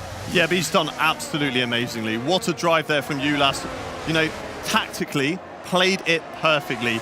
Saved the battery, utilised it when he needed to on the straights to hold up those guys behind, a little bit slower through the corners, which is naturally going to happen anyway with those older hard tyres, and then able to run away as we get a replay of what happened earlier on. Yeah, we certainly do, and a major moment as Barry Burman fought against Ulas Yildirim, who was relentlessly trying to hold back the Ferrari tirade that came up against him through Rint Corner and did brilliantly. The gap amassing beyond 2.5 seconds, and doing his teammate the favours, he did it brilliantly. That's exactly what teammates are for. And just look at this, Benham up the inside, or should I say the outside, which will become the inside then on the exit of turn 1, and then up the hill, very nearly losing out altogether. I mean, too wide going through turn 1.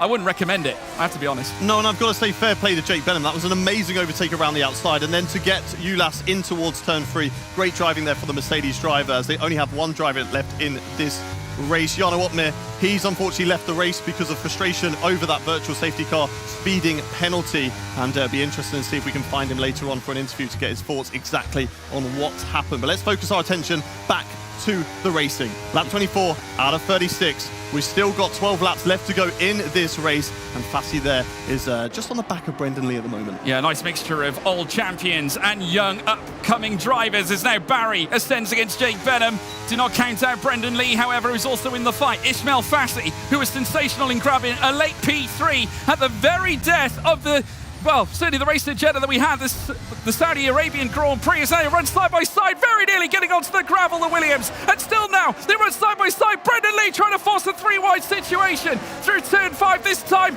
Back comes Fassi, the artist on it again, this time trying to take down a 2-time world champion. He's going to hang around the outside. Fassi now up to P4. And could there be another podium on the cards? Very well, potentially. But somebody who's going to be rubbing their hands at this battle right now is Alfie Butcher. It's just allowing him to run away. That gap was falling down ever so slightly. It got about to 2.5. But now it's got back up to 3.1. The gap's extended. The more that these guys battle, the less they're going to be in a fight for the race win. I don't know whether they just decided, okay, fair enough, the race winner's gone now. There's no way we're catching up to Alfie, or we'll get him later on when his medium tyres start to drop off drastically. But yeah, this is a great battle. Fantastic moves there as we've got the kick of Brendan Lee on the inside there. But no, instead it's Fassi going around the outside of Barry Burman. Now he's going to be burning the battery. 50% left there for Fassi on the outside. He doesn't have the slipstream. He doesn't have the toe for the Mercedes ahead. He's got a clean air. He's going to go right around the outside of Jake Benham. Wow! Fassi around the outside, clean, perfected that. That is unbelievable. That is sensational. Ismail Fassi, remember the name, folks. P2 now here at the timing tower. Lap 25 and 36, 11 to go. And Fassi set to wow spectators, team members alike at Williams as well, as they bid for more points and what could be another podium here in this championship. But Ulas Yildirim has done a stellar job. Alfie Butcher now ascends 4 seconds clear in second place, which could lead to what could be redemption after a difficult race at Jeddah. And it's exactly what we saw in the previous race with Freddie Rasmussen running away in that one. The guys behind just too busy squabbling for second place and allowed him to run into the distance. Have we seen that happen again? But it's not over yet. I keep on saying he's on medium tyres. They are on hards. They could drop off at any point and he could start to fall back as they're now starting to play the smart game. Jake Benham and Fassi just switching position there, not going wheel to wheel through the corner as the kick of Brendan Lee just exploring the outside of the Austrian circuit there. Yeah, and don't factor out Freddie Rasmussen, who's just moved up to P5. Jed Norgrove now above Josh Edo, moving up into P10. Norgrove has really impressed me as well, it has to be said, here in event 2. There is Brendan Lee, who's now under pressure as enter the Red Bull of Freddie Rasmussen, who's going to hang around the outside, heading through Rauschenwerth curve. That's brave. He ascends, very nearly touches the gravel, just grazes it slightly, but moves up to P5 now. And the Red Bull giving him wings here as he looks to try and drive after Barry Burman for a rise up the table. Next up, another Ferrari to come, and it's Barry Burman this time, but Fassi still haunting that rear wing on Jake Benham's car. Wow, Freddie Rasmussen's just kind of come out of nowhere. So we've got the kick of Thomas Ronhaar, Nicholas Longe going wheel to wheel.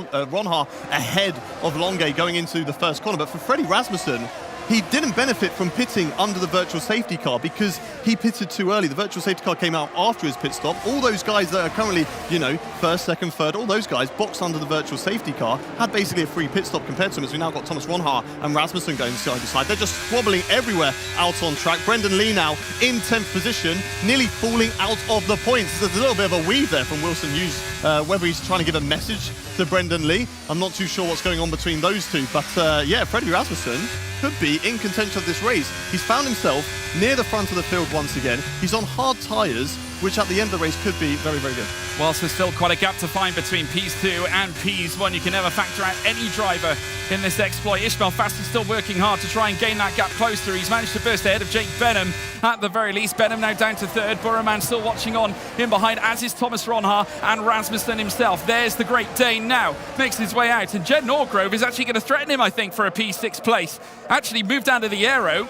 Just reminding him that he's there. Norgrove, like I said, brilliant performance so far. Thomas Ronhaar very nearly tapping that rear wing on Barry Burman as well as they rise up through towards turn 3. Coming out of turn 1, Norgrove now on the attack. It's going to be AlphaTauri against Red Bull. It's kick versus Ferrari. Barry Burman under pressure. In comes Thomas Ronhaar through, down the inside at turn 3, ascends to P4. Barry Burman down to 5th, and Rasmussen has lost out to Jed Norgrove. Yeah, both those guys on fresher tyres, 6 laps fresher tyres compared to the guys ahead of them, so they're going to be utilising them right now to try and find their way further up in the field. Yeah, Freddie Rasmussen unfortunately hard done by with the virtual safety car timing, but even you've got to say for Thomas Ronhaar and Jed Norgrove, they didn't get a benefit for that either, but all that squabbling has allowed those guys to get into it. If they can overtake Fassi and Benham as quickly as possible, they definitely have half a chance to catch up that 4-second gap. But it all depends on how willing they are to work together, because you need to stop, you need to switch it up and make sure you benefit off gaining slipstream from each other. Let's take a look at a replay. Lap 28. This is between Thomas Ronhaar and Barry Borman. Ronhaar up the inside, gets the inside of the corner, puts his car ahead, and then closes the door to Barry, who was on the outside. Fantastic move there from Ronhaar, who's currently up into 4th position. Jed Norgrove right on the back of him, moving out of the slipstream just to cool down that engine, as we've got Jake Benham and Fassi. They're going wheel to wheel, but again, just still working together between those two. Yeah, but the gap's not coming down. Still remains at 4 seconds. It hasn't really moved a muscle. If anything, it's gone out by a tenth, maybe even 2, as they now make their way down towards turn 4. Fassi coming straight back at Benham. It might be the fact that these two might have to concede to the fact that they're only going to obtain P2 in this race. Further back, Thomas Ronhaar as well, trying to keep Jed Norgrove at bay. But what I will say is that Norgrove has looked by far the more aggressive. The Ronhaar does only have 8 laps amassed on his tyres and could very easily become a threat to Benham and Fassi just in front. So strap yourselves in, folks. The next 7 laps are going to be utterly hellacious. Yeah, we've got a car who's, I'm not too sure whether he's overtaken the Haas driver of Alfie Butcher, and the reason why the gap wasn't dropping as quickly as it was because he picked up a bit of DRS from the lap car there. But Simon Weigang right at the back of the field is not too far ahead of this lead train at the moment. Watching on board there with Jake Benham, working together with Fassi.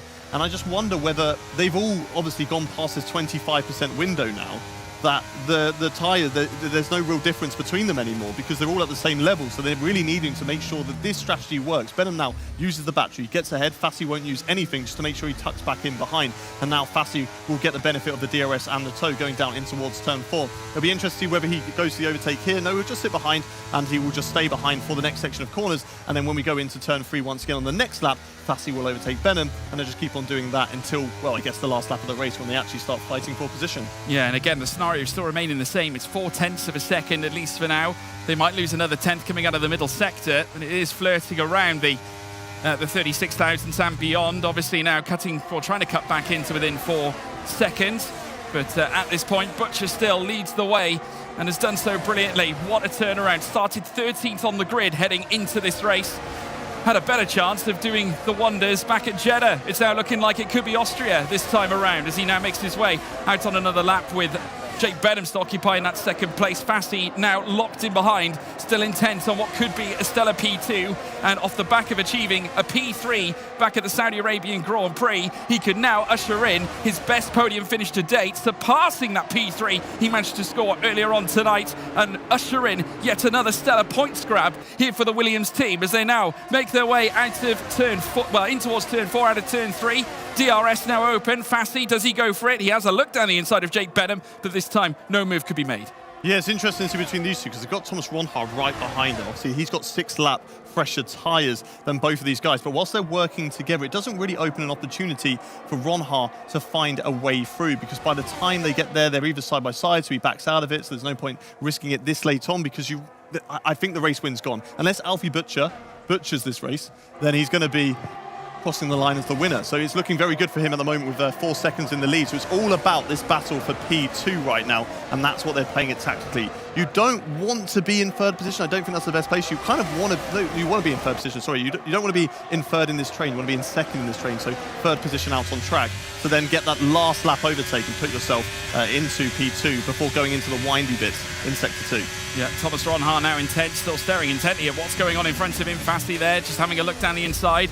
Just making sure Jake knows that he's there. Also at the same time, but big mistake there from Jed Norgrove. And that's opened the door for Barry Burman, and it's definitely upset the balance on many cars that were flurrying up in behind, coming out of turn 3. So it's now caused somewhat of a divide. Burman now very nearly stretching to almost a second away from Thomas Ronhaar. They talked about it earlier. Turn 3 is the chaotic corner, and Yoni Tormel has just taken the fastest lap. And I believe the guy who had it before was actually Jed Norgrove. So he's actually taken it away from his teammate, who currently is in the top 10, who would have benefited from the point for the fastest lap. So I'm not too sure whether that was stolen by somebody else earlier on, but an interesting strategy there. But yeah, the one person that Jed Norgrove would have not wanted to upset with that little error would have been Freddie Rasmussen, who's part of the Red Bull family as well. But unfortunately, I feel like he's had the worst off. Let's take a look at a replay of what happened there.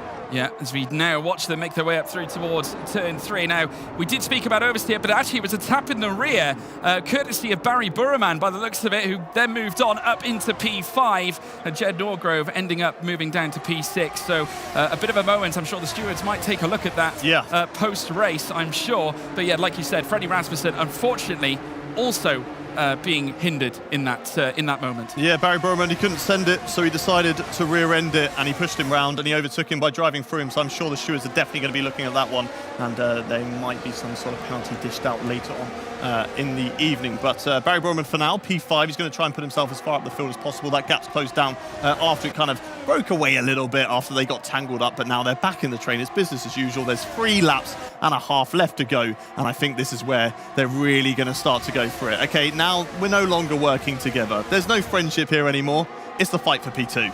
It certainly is, and we could be on the cusp of making history because Alfie Butcher still leads the way. We're on lap 34 of 36. We're heading up through towards turn 1, and he's got a 4.2 second advantage, has our F1 Esports Challengers champion on PC, and could yet rein in his very first race win in vastly unlikely circumstances. Ismail Fassi, who has also been stellar, is going to look for perhaps a P2 here, heading up through towards turn 3. He's going to challenge Jake Benham, but who else is going to challenge but Thomas Ronhaar, round 1 winner, now looking to make it 3 wide as he now splits the difference between the 2 cars in behind him. Back comes Fassi, who will have the inside, heading through towards Lost Gold. A golden effort, a golden manoeuvre by Ismail Fassi, who dives it through, but Ronhaar is coming straight back. Ronhaar, interestingly, didn't have the DRS down that straight then, but he's back in front of Fassi and back into P2 now as Benham and Fassi go wheel to wheel, and all that's going to allow is Thomas Ronhaar to get a little bit of a gap, but they slot back into single file before Thomas Ronhaar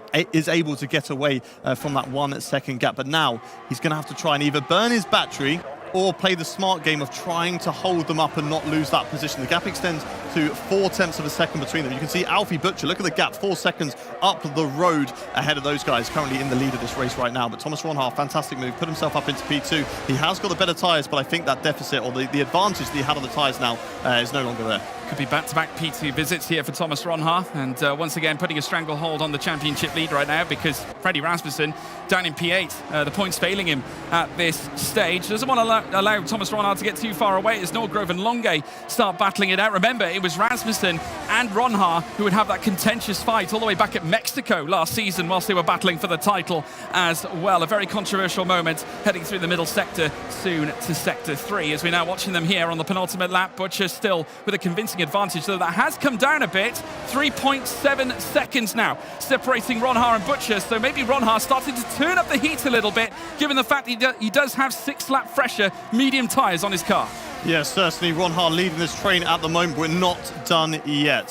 1 full lap left to go. Alfie Butcher will lead us round the final lap of this race with Thomas Ronhaar in second. It's all about that fight for P2. George, I'm going to let you take it away on this incredible battle that I'm sure we're going to have on the final lap. Yeah, final lap now is underway, and Alfie Butcher with the advantage. Fassi, though, is the one to watch as he opens up the DRS. He's going to look to lay down the hammer upon Thomas Ronhaar, the man who contested for the championship last season against a young rival upstart here that has already come off the back of successfully gaining a P3. He can't quite find P2 at this point, but he will have DRS ready for turn 4. Right at the slipstream with the kicker car. And just look at this, yes, there's rain on the circuit, and look at Fassi being thrown to the outside, and Thomas Ronhaar defended to the in, but Fassi loves the switchback. He tries to find his way through, trying to find the grip, Hayden. Incredible moment. This is insane. Rain right in the final moments. I noticed the gap dropping for Alfie Butcher. It's now down to 2.5, and I just thought maybe he was taking it easy, but there is rain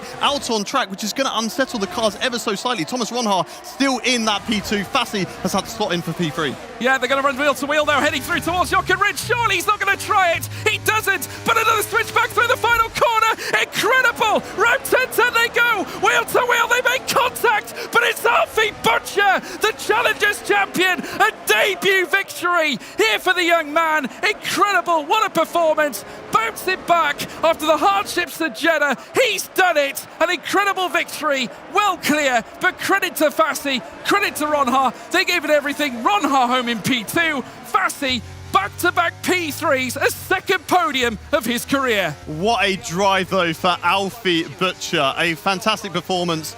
today. Great qualifying. Sadly, the race got away from him in Jeddah. And of course, he had that one in Bahrain as well. Was it going to happen again? He had a poor qualifying this time around, but at the top. And who else? I'm pretty sure Thomas Ronhaar, his first race win, came at Austria as well. So it's very similar between those two. Rookies coming in, very quick in qualifying, trying to find their experience earlier on, making a few mistakes, but up at the top in Austria. And a fantastic result there from Alfie Butcher. But yeah, fantastic performance there between Fassi and Ronhaar right at the end. And the rain just sprinkled in any more drama that we didn't really need to this race because it was crazy already, but I'm here for it. Yeah, incredible. I mean, obviously, we spoke about the weather being a little bit hostile from time to time. We do get a bit of a mixture where it comes to conditions, but understandably, the scenes at Haas right now are certainly unbelievable. Alfie Butcher, a young man who has entered the championship for the very first time this season. He's only 3 races in, and he has just managed to lay claim to his first F1 Sim Racing Championship, F1 Sim Racing Championship victory.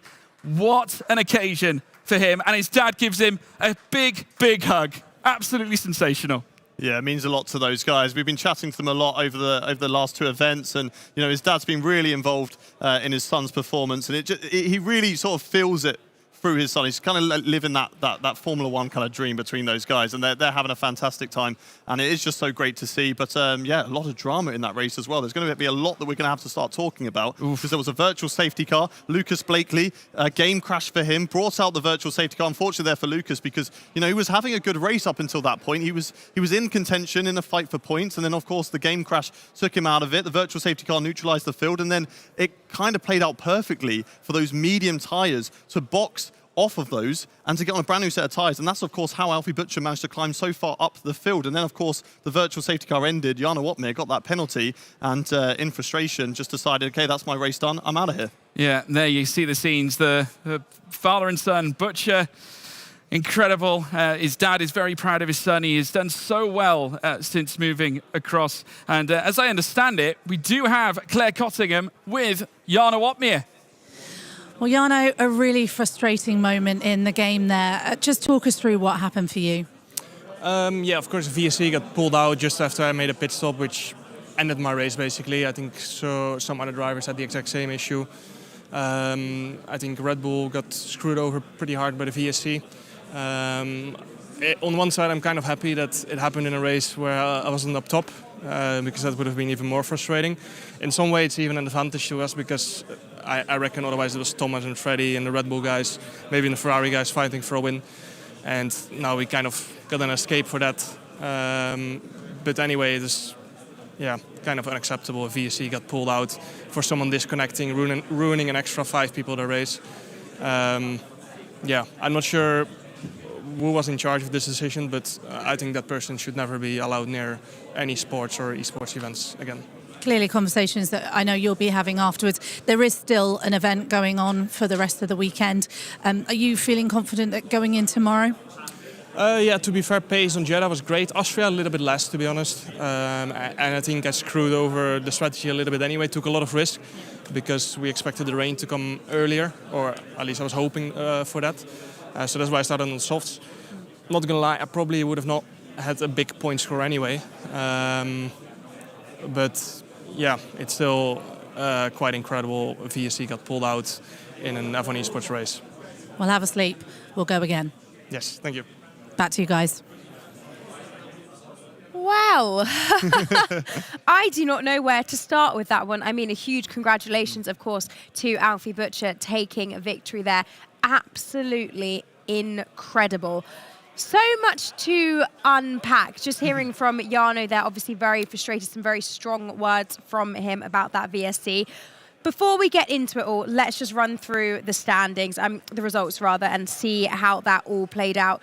Guys, take the race result away. There we go then. Alfie Butcher gets his first race win in F1 sim racing. A fantastic performance from himself. The pace has been there all series so far, and he's finally been able to show it. Great performance from him there. Ronhaar not really had an easy ride of it. The virtual safety car wasn't a benefit to himself and managed to recover and get himself back into P2. And Fassi on the podium. 2 out of 2 podiums so far for Event 2. He's looking very strong and very consistent. Jake Benham again for the Mercedes, strong up there in P4. Missing out on the points again, Brendan Lee. World champion Lucas Blake, unfortunately, after that game disconnect, was never really going to get back involved in the race, sadly for him, P14. And then the guys down at the back of the field who all got caught up with each other. And then unfortunately there for Jana Watmir, not even classified.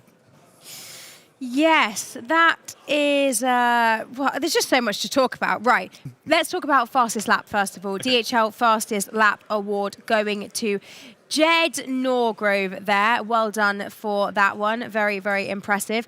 And I think now we are, I don't know if Claire is ready, is set up. I think she is. We're going to speak to our third and second place finishers. Claire, who have you got with you now? Alongside me, the artist, none other than Ismail Fassi. Wow, 16th again to another podium. You must be elated with that. Well, yeah, I'm super happy for myself. Another podium. But yeah, I'm a bit confused, to be honest. It never happened again, ever before. But yeah, what can I say? I thought we could... I was trying to work with Jake to close the gap with Alfie, but that medium didn't die. But yeah, I don't know what will happen. It was good for us though. I still made some good overtakes, so I'm happy with the work I was doing before that virtual. But yeah, I will have to take it, I guess. Just at the end, that rain started coming down. Did you start getting a bit panicky about that one because you were having a good old battle with Thomas Ronhaar? I knew it was going to start raining, but it was wet already in the same lap. So yeah, it was very tricky. We were losing the car. I tried to do a switchback in the penultimate corner, but yeah, I tried to respect him as much as possible. I didn't push him to the wall, and yeah, I was still P3. So yeah, happy for myself. Wasn't lucky though for Albert, but lucky for myself. I think at one point as well there was an incredible move on Jake Benham as well. Can you just talk us through that? Do you remember that move? It was near the beginning of the race. I mean, there were some incredible moves throughout the whole of your race. I mean, from 16th to a podium, I suppose you probably can't remember them all.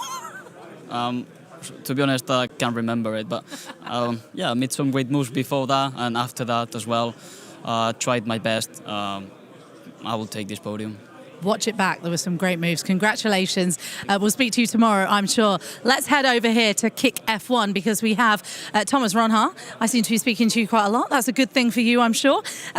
Some amazing battles you had going on there with Ismail. Rain coming down just at the end to spice things up a little bit more. You kept your cool, though. Yeah, it was, the last lap especially was a lot of fun with Ismail once again, a great driver and yeah, very good battle. Of course, the virtual safety car kind of ruined my race in the first place because we wasn't sure if we want to pit. Then I got a call last second that I had to pit, but I was already on the last straight. So yeah, that happened. So I lost about 5-ish seconds. So I had to go long and hope for the best and hope for chaos, which happened. So yeah, I was very lucky this race to be able to get even P2. I was even lucky to get points after what happened with the virtual safety car. I think Lucas left, disconnected. So yeah, I'm just a bit shocked that I'm getting P2. Jarno mentioned a couple of the drivers up and down got really caught out by that virtual safety car coming out. Was it something that kind of took you by surprise as well? Yeah, well, I saw Lucas left and I was like, okay, maybe something can happen. And then the virtual safety car came out and we're like, okay, what can we do? Can we pit or not? Lap 15 going to mediums is a bit long, but it's doable. So we were kind of like saying, okay, is it worth pitting? And then, yeah, again, got the late call, which wasn't the right decision, but heat at the moment, anything can happen. So yeah, I'm very lucky to get P2. Brilliant. And also, how brilliant is it to see a rookie winning? It just shows how amazing F1 sim racing is this season as well, with Ismail Fassi being in third place. It just shows how competitive you guys are coming through. I mean, Alfie deserves it. He had a lot of unfortunate in the first 2 races, especially around, actually both tracks to be honest. Jeddah he DNF'd because of damage, Bahrain he got screwed over by the strategy, but he's a great driver, a lot of speed. Same with pretty much all grid, to be honest. It's not over yet. It's only round 3, so 2 days ahead still. So let's see what happens. It is a tough grid out there. We've got another day to go tomorrow. Let's do it all again, shall we? We might as well while we're here. Ariana, back to you.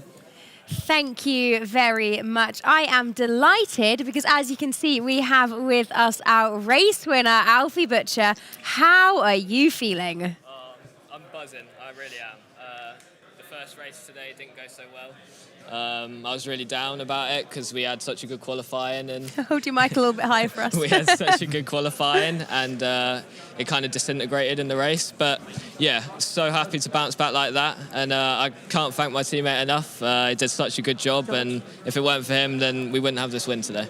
Yeah, absolutely fantastic teamwork from the two of you there. What did it feel like? Oh, we are swapping, apparently. This mic's awful. What did it feel like crossing the line and knowing you've just got your first victory in sim racing? Talk us through the emotions. Oh, it was really surreal. I couldn't quite believe it. The last 10 laps or so, we were driving on our own and edging closer and closer to that win. And when I crossed that line, it was like a dream come true. Oh my gosh. Yeah, Was it taking it easy in those last couple of laps? I saw the gap drop down from about 4 seconds to about 2.5. Was it just taking it easy, make sure you bring the car home? Yeah. Especially with the rain kind of sprinkling at the end. A lot of risk if you're just going to be pushing flat out. But how was that for you? Yeah, so it was a long stint on the mediums, but we kind of got forced into that with the VSC. But the tyres were very, very bad at the end. Okay. It was very tough to drive. What percentage were you on? 75 across the line. Yeah. So we could have got a puncher. Luckily we didn't, but it was a tough one to drive with in the wet weather on the slicks, of course. But yeah, so relieved to get over the line in the end. Yeah, I mean, Alfie, first of all, congratulations. And also looking back, I mean, you are the Challengers champion on PC. You did it in dominating style. I had the pleasure of commentating that too. It was certainly stellar to watch. But once again, a spirited performance, and really one you should have had at Jeddah as well. When I spoke to you prior to this race, you didn't give yourself a shot. But I mean, 13 seems to be the lucky number today. Yeah, I mean, I guess it just shows that you can never predict a race. It shows wherever you start, you can fight for the win. And luckily today, luck was on my side in the last race. But I think it's definitely due after the bad luck in the first race. But yeah, I'm so happy, and it's a great way to end off and bounce back tomorrow for some more, hopefully. We saw some wonderful images of your dad coming to congratulate you as well. What's it like having him here? He's actually just standing there watching as well. What's it like having his support? Oh, it's really great, really. It just shows like how much the family care about this and how much I can make them proud, and it's just what I want to do, really. Well, I think that's exactly what you've done. I think you've got a very proud dad watching along, and of course your family at home as well. Alfie, he's giving love hearts off camera here, which is fantastic. Alfie, a huge congratulations. What a way to kick off event 2. A fantastic performance for you. Well done. Thank you so much for joining us up here on the desk, and enjoy for the rest of the evening. So we're straight back to it tomorrow. Thanks so much. Thank you very much, Alfie. Lovely to hear from our winner there.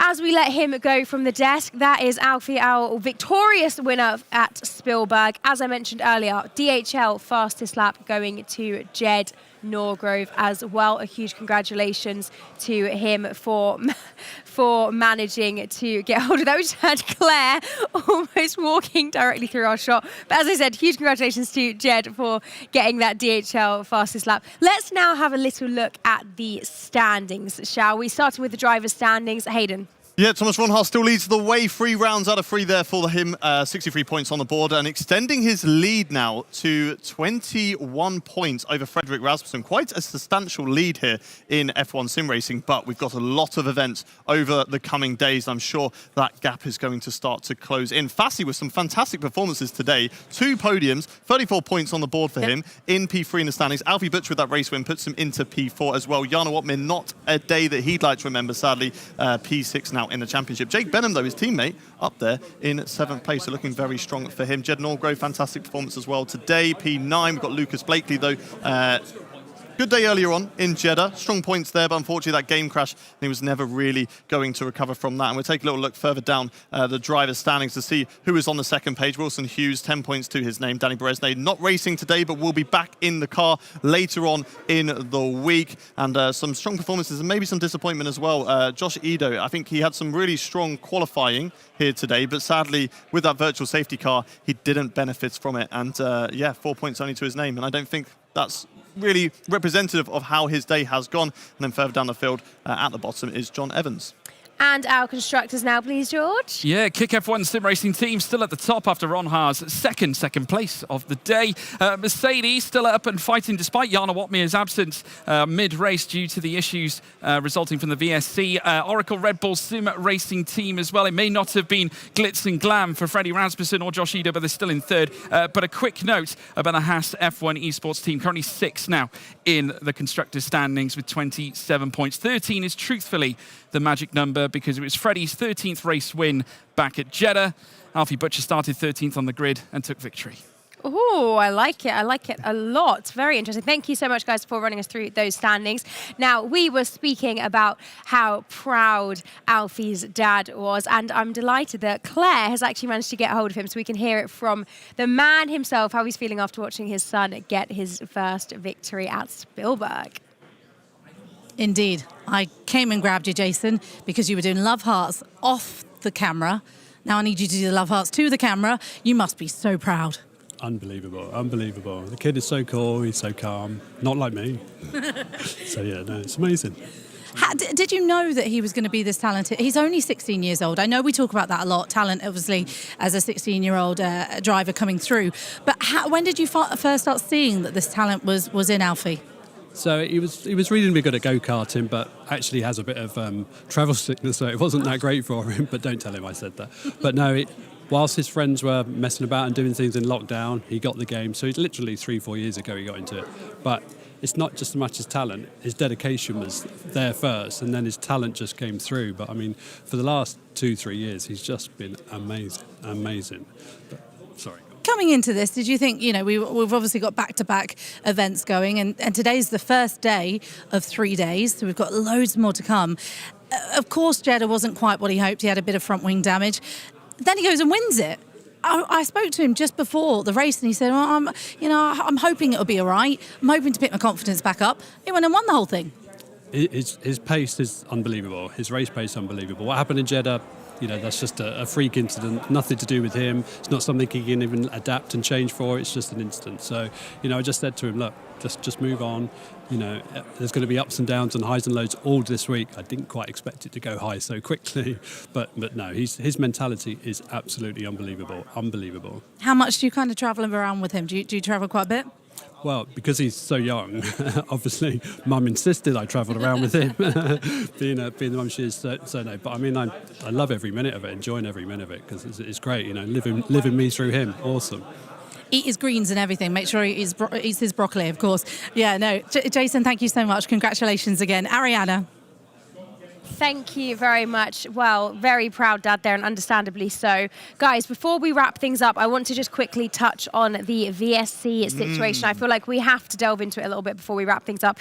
Jana Watmier with some very strong words. What are your thoughts and feelings on what we saw? Yeah, a bit of controversy, something we've never really seen before in F1 sim racing, benefiting obviously one driver. I understand why the virtual safety cars pulled out, because one driver is out of the session, so they're disadvantaged. We can neutralize the whole field, get them back in. They won't be overtaken by anybody, and you kind of get away from that disadvantage that he's got of being out of the car. But unfortunately, it came out right during a pit stop window, so all those guys that started on the mediums massively benefited from that. Everybody who started on the hards or who had already done a pit stop didn't at all. So you have that mix amongst the field, and of course, Jana Watmier speeding under. I don't know what was going on in that situation to make him speed under the safety car, but that ruined his race. Yeah, he was very audibly annoyed. We saw him getting out of the sim, and just enough was enough. George, what do you make of it? Yeah, it's like Hayden said, very unique moment, I think, in sim racing. We've never seen it before, to be quite honest. But we look back, and through the course of the race, it really did mix the field up. I mean, obviously, late claim as well to Alfie Butcher's strategy helped him out massively, obviously off the back of it, and it managed to turn his what looked to be a tough day at the office into what was a fantastic ending for him. So there is, Cinderella story somewhat in all of this, but obviously Jano is not going to be feeling that. He's a competitor that is a two-time champion. He feels that he deserves a place at the top. Given his caliber and what he's capable of, he probably should be. I did question the idea about going on softs at the very start. I felt that perhaps his strategy was mitigated from the get-go, really. But then again, it's never ideal to be placed under those VSC conditions, so I can totally understand why he's upset.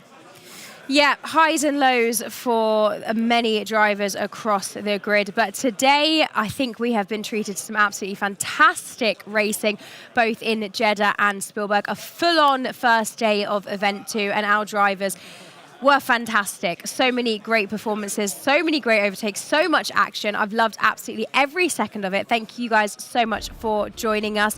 Thank you, Hayden and George, for doing such a fantastic job in commentary. Thank you, Claire, for running around and getting all of those interviews. And thank you all for tuning in with us. We've really enjoyed ourselves, so much so we're going to be back again tomorrow to do it all. We'll be back 2 qualifying sessions and 2 races, so make sure you join us. For now, that is all from us here today. Thank you once again, and we look forward to seeing you tomorrow.